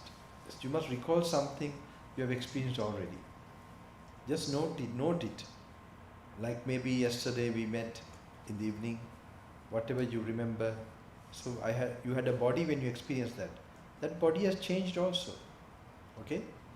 And also it changes in, look at your body in 1 week time, your organs become all new. All right? You get a new set of organs if you look like that. So change is always happening. So you must really become conscious of that past change. All right? You have to stop your mind. Form is impermanent, both of the past. You must recall that. Okay? And the future. So what happened to the past, it's not going to not happen in the future. The same thing. Do you think we'll meet tomorrow and that meeting will go forever? What do you think? You have to question this. You have to slightly, actually it's exercise, you have to go to the past. It has passed. Whatever has arisen has passed. So what will arise in the future, the same thing will happen. If it's a pleasant feeling or unpleasant, whatever you're feeling will rise and pass away. Then what to say of this present moment? So this way of getting impermanent sanya, because form is impermanent both of the past and the future, not to speak of the present. Seeing thus bhikkhus, the instructed noble disciple is indifferent towards the form of the past. He does not seek delight in form of the future, and he is practicing for revulsion towards form of the present, for its fading away and cessation. Feeling is impermanent. Perception is impermanent. Volitional formations are impermanent. Consciousness is impermanent. Both of the past and the future. When you are thinking about it slowly, you will notice your in-breath and out-breathing. That means you have paid your attention to the present moment and exercising your forehead, wisdom, eye. So this can be, when you're relaxed, it can happen more.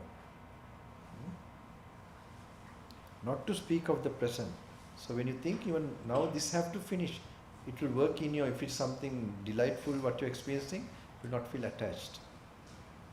Seeing thus bhikkhus, the instructed noble disciple is indifferent towards consciousness of the past. He does not seek delight in consciousness of the future, and he is practicing for revulsion towards consciousness of present.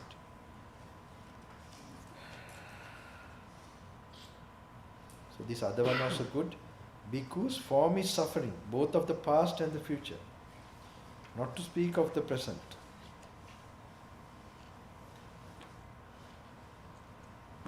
So ඒකමාරි ඊළඟ එක ඒ එතනම තියෙන ඊළඟ සූත්‍රය the next sutta අනිත්‍ය වර්ගය දුක්ඛ කියලා මොකක් කරනවද දුක්ඛ සූත්‍රය page 32 සම්බුද්ධ දෙක. Bhikkhu's form is suffering, both of the past and the future, not to speak of the present. Seeing thus bhikkhus, the instructed noble disciple, is indifferent towards form of the past. He does not seek delight in form of the future, and is practicing for revulsion towards form of the present, for its fading away and cessation. Feeling, perception, volitional formations. So it goes to the other one also. Bhikkhus, form is non-self, both of the past and the future, not to speak of the present.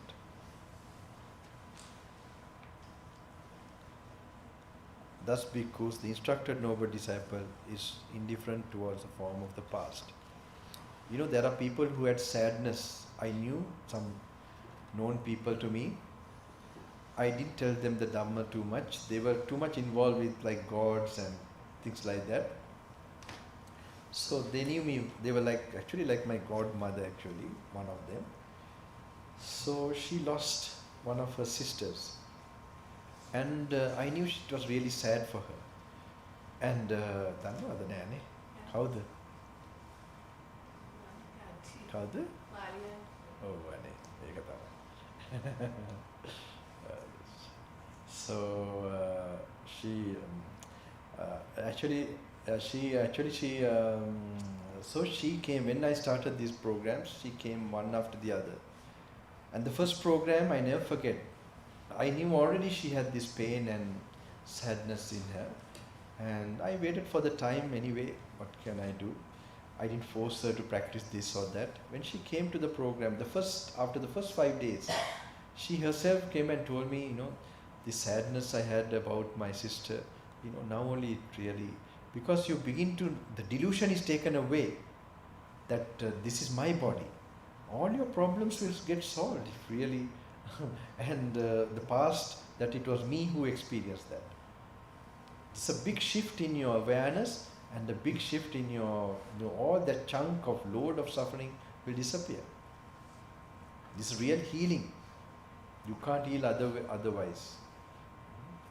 So this is, I find it very interesting.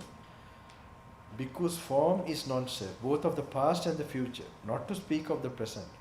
Seeing thus bhikkhus, the instructed noble disciple is indifferent towards the form of the past. He does not seek delight in form of the future, and he is practicing for revulsion towards form of the present, for its fading away and cessation. Feeling is non-self, perception is non-self, volitional formations are non-self, consciousness is non-self, both of the past and the future, not to speak of the present.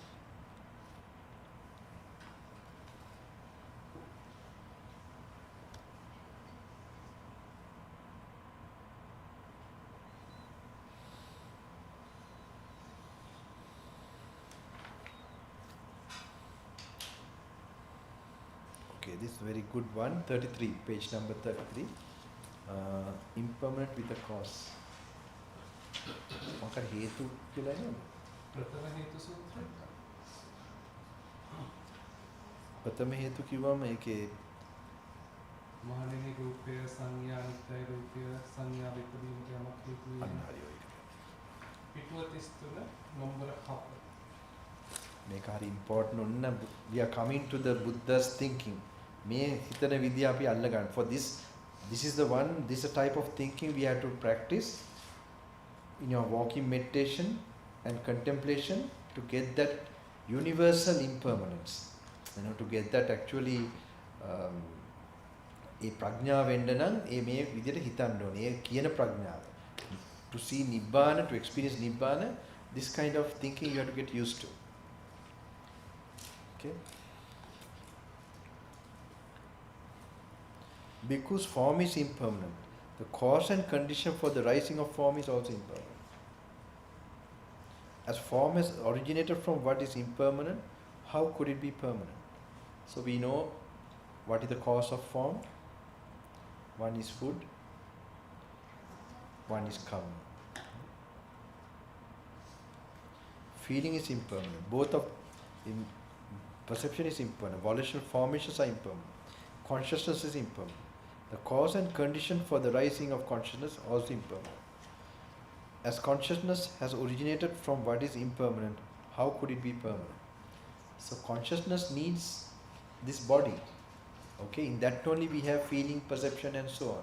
So when this is bound to be impermanent, then now we are not watching now, say I am looking at you, I am experiencing you, and I turn, it's finished. Not like that.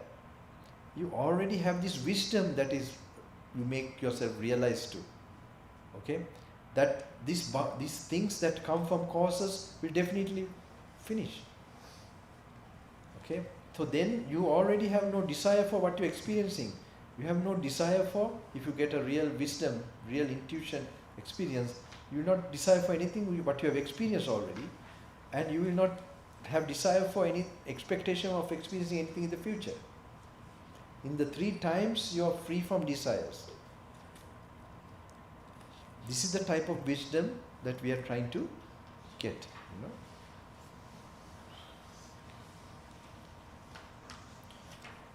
So as consciousness has originated from what is impermanent, how could it be permanent?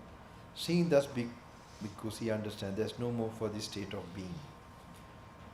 The next one also, because form is suffering, the cause and condition for the rising of form is also suffering. As form has originated from what is suffering, how could it be happiness? Feeling is suffering, perception is suffering, volitional formations are suffering, consciousness is suffering. The cause and condition for the rising of consciousness is also suffering. As consciousness has originated from what is suffering, how could it be happiness? The non-self with a cause. Because form is non-self, the cause and condition for the rising of form is also non-self. As form has originated from what is non-self, how could it be self? Feeling is non-self, perception is non-self, volitional formations are non-self. I'm just thinking, say our soul is leaving, suddenly, you know, I'm just telling it's like a soul. The body we had, you know, we will think, oh, when we are leaving, what happened to our body? Like, you know, this I am leaving myself. Like, it's just, so how much an illusion while we are now talking and speaking, the body we are using and the feelings we are getting, perceptions, none of that is something that is beyond our control. So that's the reason that it doesn't, there's another way of knowing that it's not mine. So this idea of mine has been formed for many lives, many births, and that's the thing that has created this also. Soon you cease to see this and become awakened, then this also begin not to form. Suffering with the cause, okay? Non-self with the cause. Because form is non-self, the cause and condition for the arising of form is also non-self. As form has originated from what is non-self, how could it be self? Feeling is non-self, perception is non-self, volitional formations are non-self, consciousness is non-self. Cause and condition for the rising of consciousness is also non-self. I think the people who are reading second time, who are doing the second time the program, you can go through this, okay? What I am reading, you can go through that slowly. Do the walking meditation, do the metta meditation, and then try to be alone, alright? You don't need to rush now. I tell some number of pages you have to cover, that you don't have to do, alright?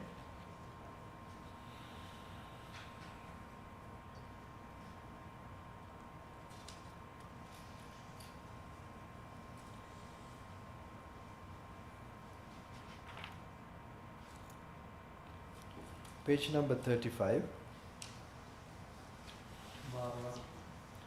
මොකද මත? කොහොමද? බාර සූත්‍රනේ බාර.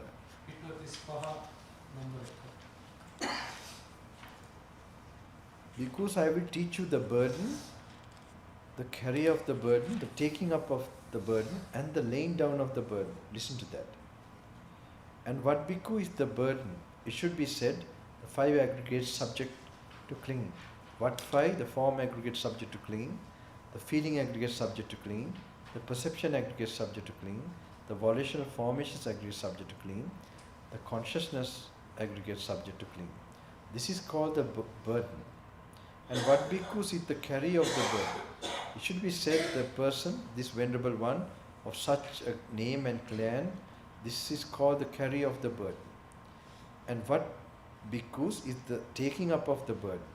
It is this craving that leads to renewed existence, accompanied by delight and lust, seeking delight here and there, that is, craving for sensual pleasures, craving for existence, craving for extermination. This is called the taking up of the burden. And what bhikkhus is the laying down of the burden. It is the remainderless fading away and cessation of the same craving, the giving up and relinquishment of it, freedom from it, non-reliance on it. This is called the laying down of the burden.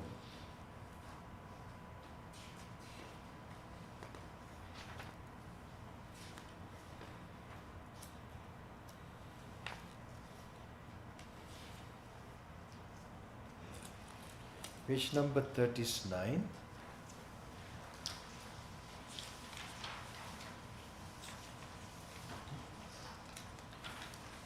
Delight arising කියලා උපාද සූත්‍රය. ඊට පෙර එකක් තියෙනවද? ඊට පෙර සූත්‍රයක් තියෙනවද? අභිනන්දන සූත්‍රයයි අනිත් උපාද සූත්‍රය.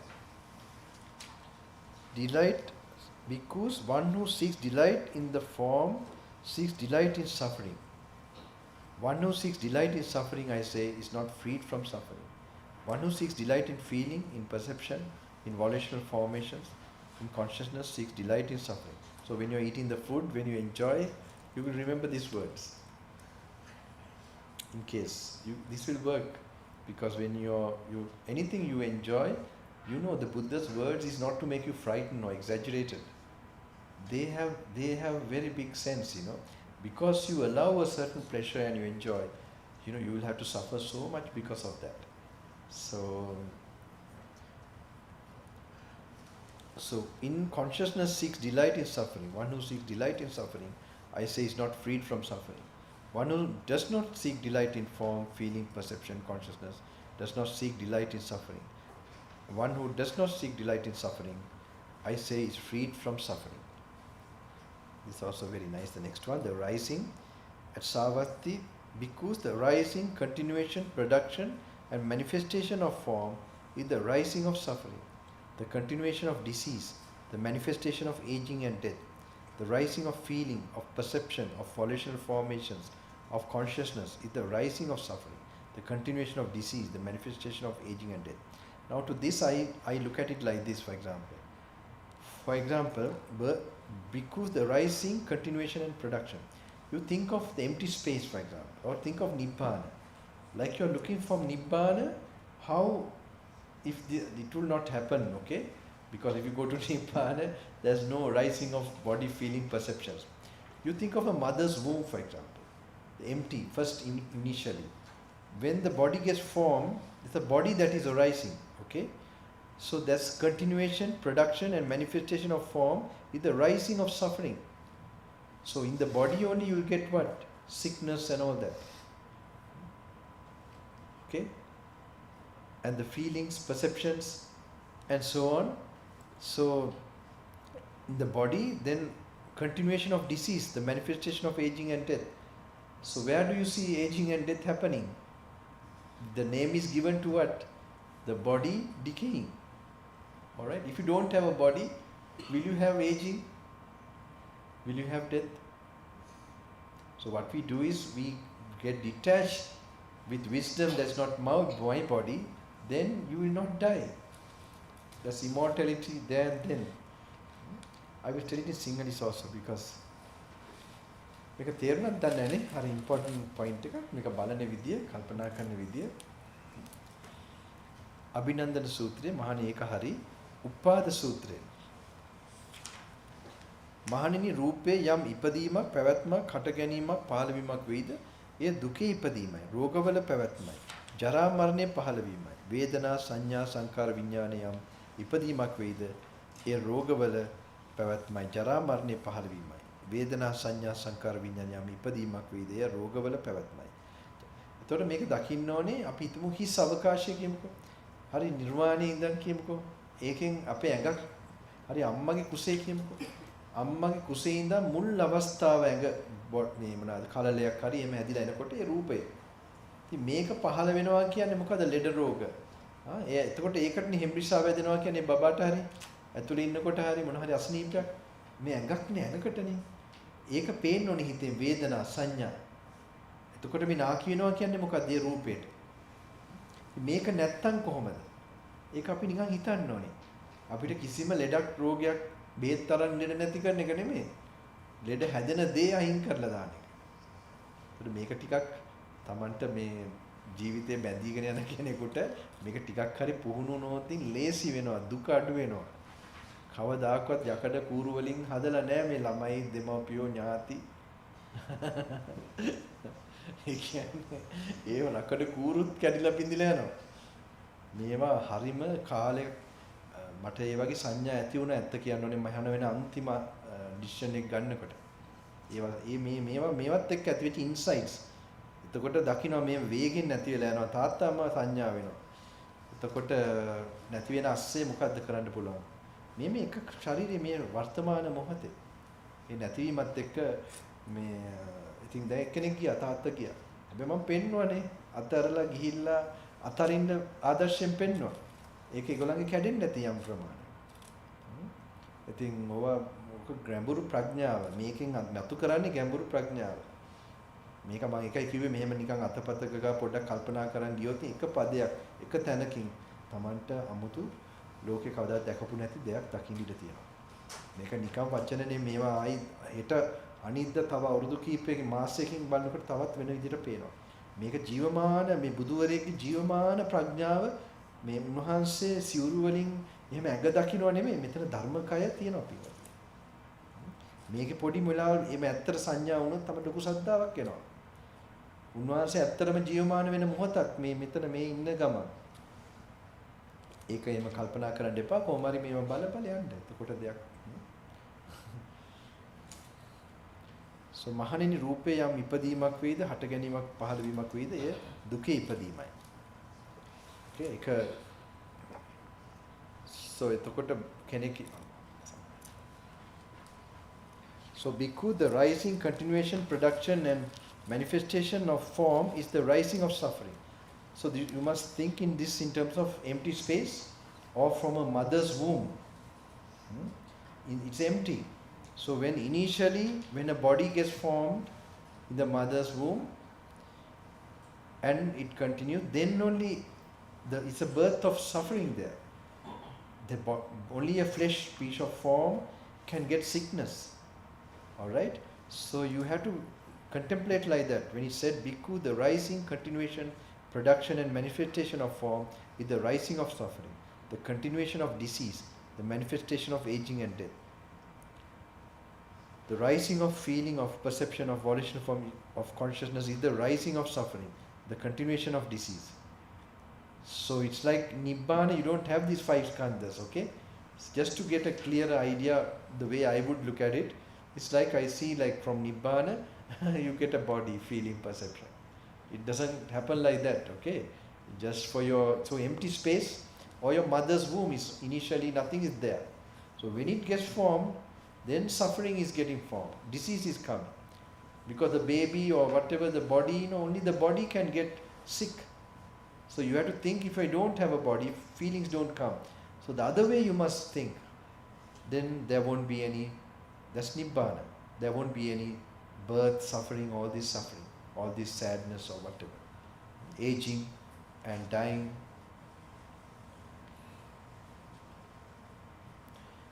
The next one also we read. And what bhikkhu is misery, the form is misery, feeling is misery, perception is misery, volitional formations are misery, consciousness is misery. This is called misery.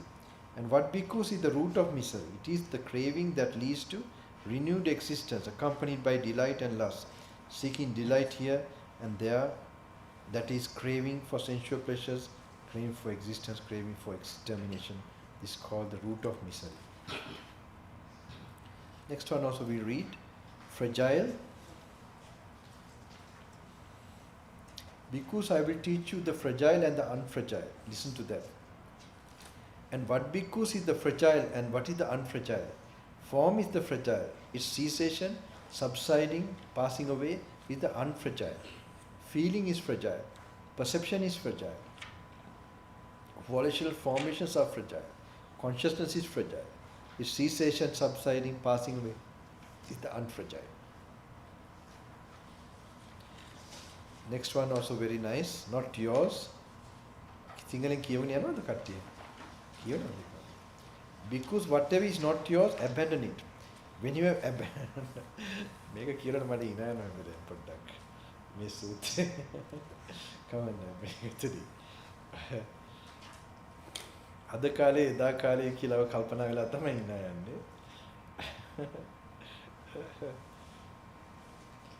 Because whatever is not yours, abandon it. When you have abandoned it, that will lead to your welfare and happiness. And what is it because that is not yours? Form is not yours, abandon it. When you have abandoned it, that will lead to your welfare and happiness. Feeling is not yours. Perception is not yours. Volitional formations are not yours. Consciousness is not yours. Abandon it. When you have abandoned it, that will lead to your welfare and happiness. Suppose bhikkhus, people were to carry off the grass, sticks, branches and foliage in this Jetha grove. දැන් කාලේ අද කාලේ අපේ පන්සල් වල ගෙනියන්නේ කියනවා. පොලිසිය ගෙන්නේ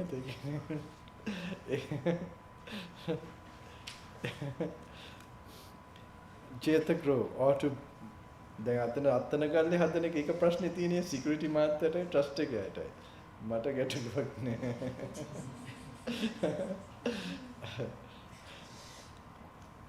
And foliage in this Jetha grove, or to burn them, or to do with them as they wish. Would you think people are carrying us off, or burning us, or doing with us as they wish? No, Venerable Sir. For what reason? This is a very important sutta.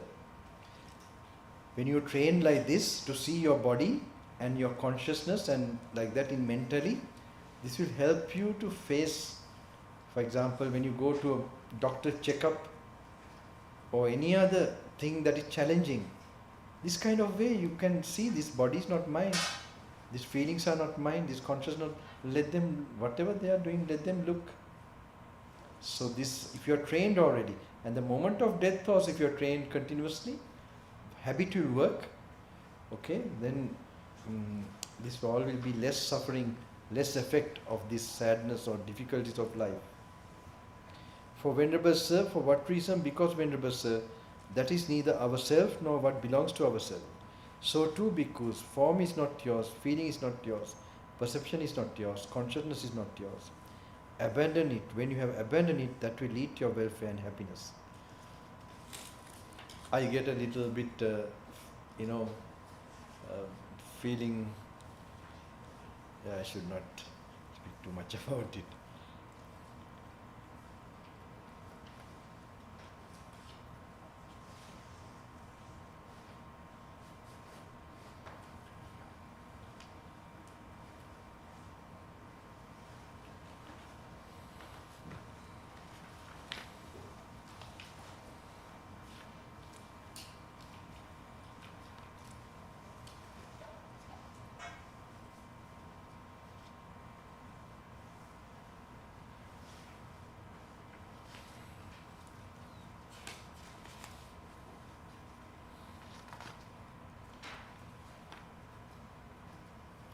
Okay, this is a very important one. I will stop here after this. Actually, I'm supposed to go through this tomorrow. Alright, so, but doesn't matter. You will have to do it on your own. Alright, I'll tell you a number of page. Tomorrow, no, you have to go, do it slowly, contemplating, do the walk. I will show the walking meditation also. And so you get an idea how to do it, okay? And what you read, something interesting, get to the place you walk and do the walking meditation. Think about it. And again, you can read a bit, then go back to some samadhi. But I told you 12 to 6, only 1 hour of samadhi through metta or anapanasati. Don't go more. Here is not for that. Here I am trying to give you something which, whatever has been blocking your spiritual life, your practice to samadhi also, or practice to the final goal in terms of vipassana and nibbana, I hope this will clear. The retreat will do that. Okay? And this with this purpose only, because I have now mixed it up with what the yogi told me also. When you just read it, okay, there's something happening in you. So this 5 days I'm trying to cram all these effects. One is the main one, how to contemplate, alright? That is the one, the key for your enlightenment one day, how to use the words to apply to you, to think of the Dhamma in the mind's eye. And that is the main thing. And not to think too much, then to bring back to the present moment in the walking meditation and in your reading also. So then you are in the right balance. You too much in peacefulness and the thing, that is another extreme. Then your wisdom starts to wane. Too much reading, that will also not do. So you have to mix these two together. Little bit reading, little bit sitting, little bit walking, like that. Then something will happen. Not in these 5 days. 4th day, definitely some potential if you have. It will be, you wait for 4 days, okay? See. So it's like now climbing mountain. It's all little new. But see what happens. Maybe 55, page number 55.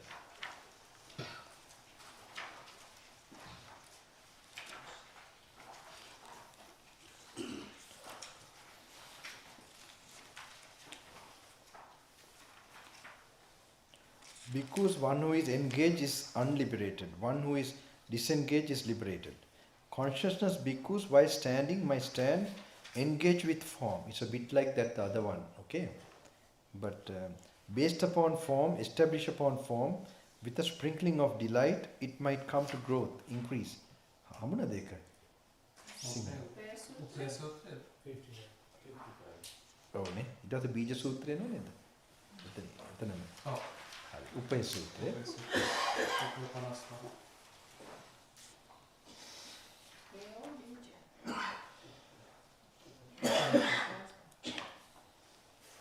Because one who is engaged is unliberated, one who is disengaged is liberated. Consciousness bhikkhus, while standing might stand engaged with form, based upon form, established upon form, With a sprinkling of delight, it might come to growth, increase and expansion.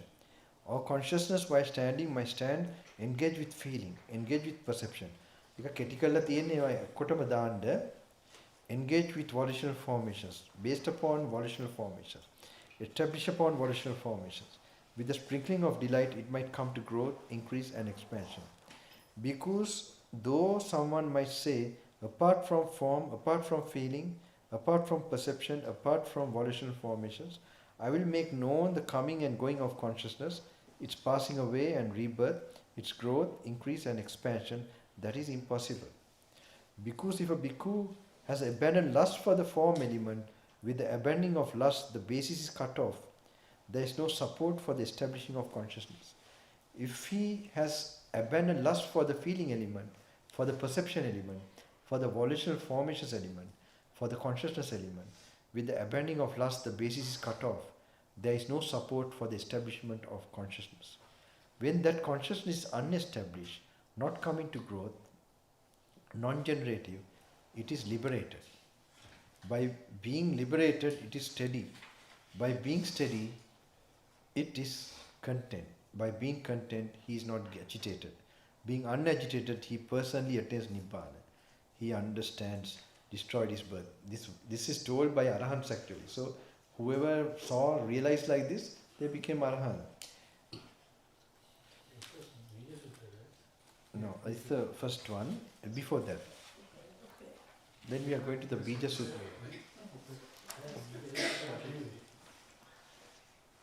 Then we are going to that also. Bhikkhu, there are these 5 kinds of seeds. What 5? Root seeds, stem seeds, joint seeds, cutting seeds and germ seeds at the 5th. This is seeds, right? The second, just after that.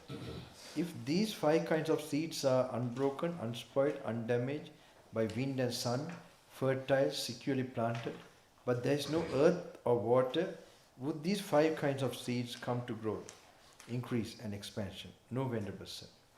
If these 5 kinds of seeds are broken, spoiled, damaged by wind and sun, unfertile, not securely planted, but there is earth and water, would these 5 kinds of seeds come to growth, increase and expansion? No, Venerable Sir. If these 5 kinds of seeds are unbroken, unspoiled, undamaged by wind and sun, fertile, securely planted, and there is earth and water, would these 5 kinds of seeds come to growth, increase and expansion? Yes, Venerable Sir. Because the 4 stations of consciousness should be seen as like the earth element. Delight and lust should be seen as like the water element. Consciousness together with nutriment should be seen as like the 5 kinds of seeds. Consciousness bhikkhus, while standing, might stand, engage with form, based upon form, establish upon form. With the sprinkling of delight, it might come to growth, increase and expansion. Or consciousness while standing might stand, engage with feeling, engage with perception, engage with volitional formations, based upon volitional formations, establish upon volitional formations. With the sprinkling of delight, it might come to growth, increase and expansion. Because though someone might say, apart from form, apart from feeling, apart from perception, apart from volitional formations, I will make known the coming and going of consciousness, its passing away and rebirth, its growth, increase and expansion, that is impossible. Because if a bhikkhu has abandoned lust for the form element, with the abandoning, this is very important to look at this, Because if a bhikkhu has abandoned lust for the form element, with the abandonment of lust, the basis is cut off. There is no support for establishing of consciousness. If he has abandoned lust for the feeling element, for the perception element, for the volitional formations element, for the consciousness element, with the establishment, abandoning of lust, the basis is cut off. There is no support for the establishing of consciousness. When that consciousness is unestablished, not coming to growth, non-generative, it is liberated. By being liberated, it is steady. By being steady, it is content. So it has attained Nibbana. Wait.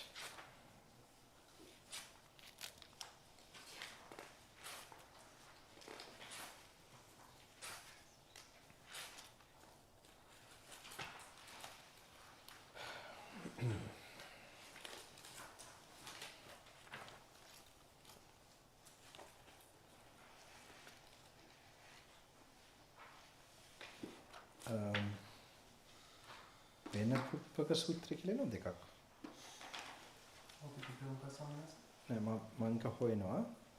පෙන වෙනපුල් නෝගෙනවා.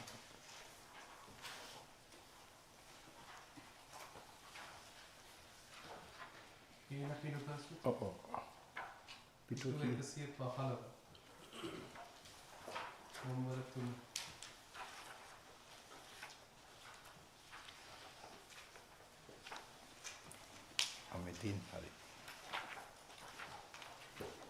So you have to read until 117. ඒ පිටු කීයද? 115. 115 වෙනකල් බලන්න ඕනේ හෙට නෙමෙයි. හෙට හැන්දෑව නැත්තම් වැඩිම වුණොත් අනිද්දා උදේ වෙනකොට. එතකොට මෙහෙම මෙනී කර කර හිමීට යන්න වෙලාව අඩුයි කියලා පෙවුනොත් ඉක්මනට කියවන්න වෙනවා. එහෙමයි කරන්න වෙන්නේ. So in the English one you have to read until 117. Okay? By tomorrow evening, maximum day after tomorrow morning, not more time. Okay? So this is not for people who are doing second time. Okay? This is just the people who are first time doing this program. You have to just do a little bit of that contemplation which you like, some parts, but then you find not enough time, then you just have to keep reading. Okay? Just make a note. Don't worry if you don't understand. Just cover to this page, 117. Tomorrow I will be doing until this, and then I will start actually day after tomorrow. We'll go a little, doesn't matter. Try to be alone. Try to dissociate every object that much as possible. Be alone, no speaking, and be with the Buddha. Go refuge time to time. Just think he's standing next to you, and just his holy feet. Sri පාදයට පොඩි වෙලාවක් එහෙම සරණ යන්න. උන්වහන්සේ දේශන ජීවමාන වගේ දේශනා කරන මේකක් නේ. ඒකත් එක්ක යම් දෙයක් වෙයි.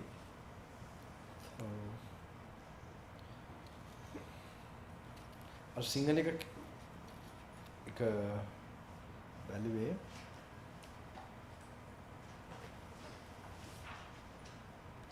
මමත් එහෙම this way I did. My teacher told me to read this. I was in a kuti with an oil lamp, and in the night little bit read, do the walking meditation like that. But the 14th day was very special. So I'm telling you, I see cycles in this practice. 4th day, 3rd, 4th day, you will have. I think there should be some kind of something you could. Don't expect just coming for 4 days, 5 days for enlightenment. There's no thing like that. Okay. At least 5 lifetimes for the enlightenment. So, but I'm just telling you in this retreat, that's why be strict. 3rd day, if it's very difficult, it will be still only difficult. By reading, this way of thinking might be a little new for your brain, but you will get at least some things you'll find, you will not regret. Just the 3rd day for you, in your whole life, I think you would have never gone through like this. See what happens. See what happens. But make sure you do it. Don't miss this opportunity. Okay, this Theras would have just passed away. I mean, I know some who attended to him. He also give this advice, but nobody really highlighted and know his way of practice. So now you're getting that opportunity. That how they practice. He had no place. He had no pupils. He had no monastery. I followed him when he was going by foot. These are very living example. And then when they have done it with proper knowledge also. For many years, not so many years before we were born even. So I hope. What I want to do next was, I think this is all for today. Let me cover if I.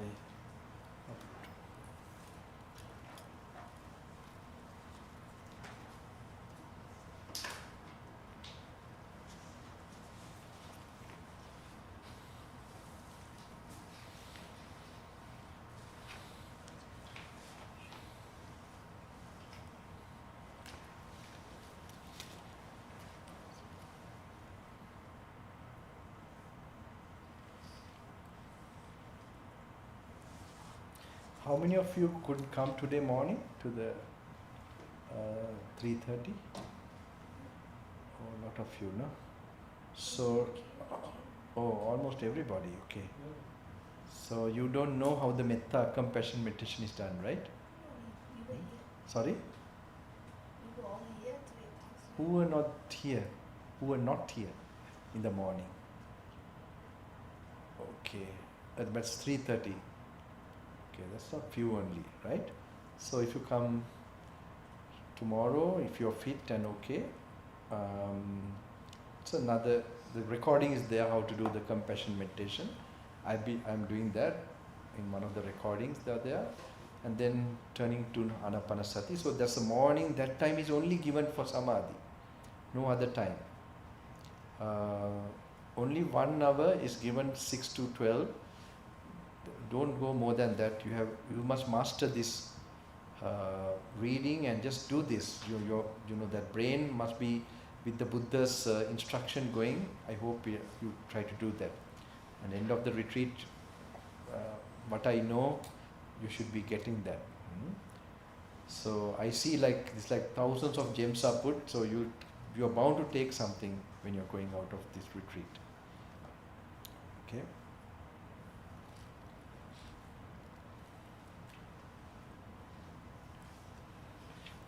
I don't want to. We have enough time, I think. So. And the other thing, I don't want to give the suttas here. You must also practice mindfulness when you get up, when you walk. Okay, these things, when you're conducting your normal movement of the body, in the toilet, just try to pay attention to the present moment much as possible. When you're bathing, think how you're touching a dead body. One day it will be dead. And when you're brushing the teeth or whatever, slowly, for all these activities. But this is not the main meditation. It's called Iriyapate. But you have to do that also to improve your samadhi, to improve your wisdom, everything. These are like normal practices you must try all the time. So you must remind yourself. You'll forget. You'll just go, I have to go to the Dhanashala. I have to do this in this few hours. But try. You can try. Okay. This will help you when you go back also. To do things mindfully, practice that. So no stress. When you're driving or whatever, do everything with that, reminding yourself to be in the present moment. So feel the steps when you're walking, when you're standing. So your destination should be that, coming to the present moment. Not going to some place, like even the boarding gate, no? The airport, you're not waiting until you go to the seat and sit down and put your luggage and then you're okay. You're not okay, you're thinking when you get down how it's going to be.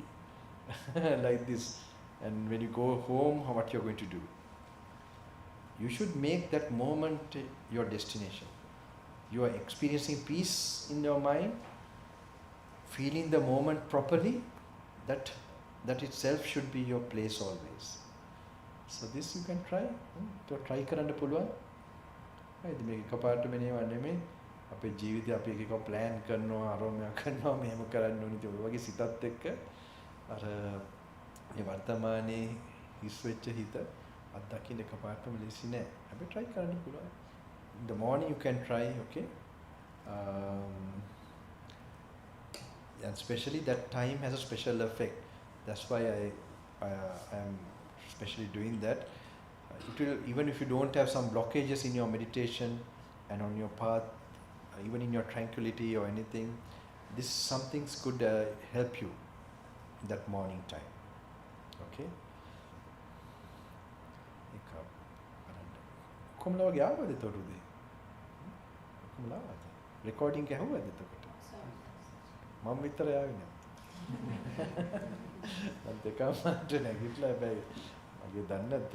දැන් එනකොටත් එක අර machine එකේද දන්නේ නැහැ. ඉතින් දැන් ඇඟට නම් එච්ච ලොකුවට දෙයක් දැනෙන්නේ නැහැ.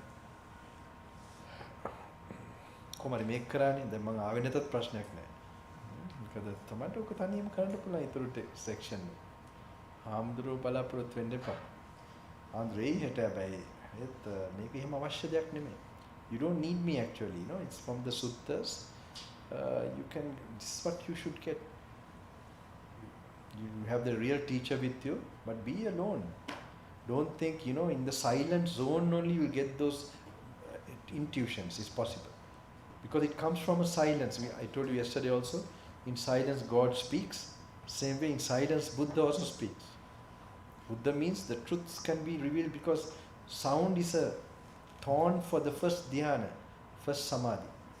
So unless you attain the first samadhi, your hindrances are working. So your mind is actually clear and pure when you attain that samadhi. So in that state, you don't try to understand. That's why I said don't try to understand anything here. What you understand, remember, just skip to the other one. Continue practice. Also not thinking. That means being in samadhi and in tranquility, equanimity. ඒක සමගාමී මේකත් කරන ගමන් මෙහෙම බලනකොට හිතන්නෙම නැති විදියට හිතෙන්න ඕනේ. එහෙම එකක්. ඒකයි ඒකට පොඩ්ඩක් නිදාස වැඩි හිතන්න යන්න අරක මිරිකලා හිතන්න යන්න අරකයි. තේරුම. මේක එහෙම කරන එකක් නෙමෙයි. This is not done like that. You don't squeeze the understanding from a sutta. If Buddha was alive, he will give you the exact discourse at the right time. That's how we did. Unfortunately, we don't have that personal thing, but we have like a bunch of keys, as I told you. So you try one, don't struggle too much with one. If it doesn't open fully, then try the other one. And then there will be one that you are lucky one that it will just open. So, but then you go back again because these keys are suddenly which was not opening, it can open later, depending on your faculty developing, because the lock keeps on changing. Okay, the lock keeps on changing. So when the old key which didn't work, when the lock is changing means what? Your mind is getting more purer, hopefully. Day by day, then when you read again, there can be openings like, some intuitions that can arise. That's why you should never stop reading, referring the Buddha's original teaching. Should continue in your life. If you have an experience, then you will never let go. No one has to tell you that. You will know he's alive and there are certain, that there's levels of penetrating into the words.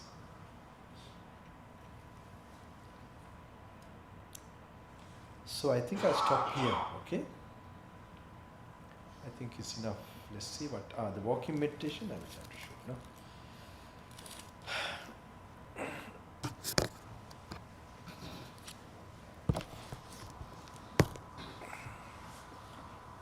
Can we have a light that I can use? How is it?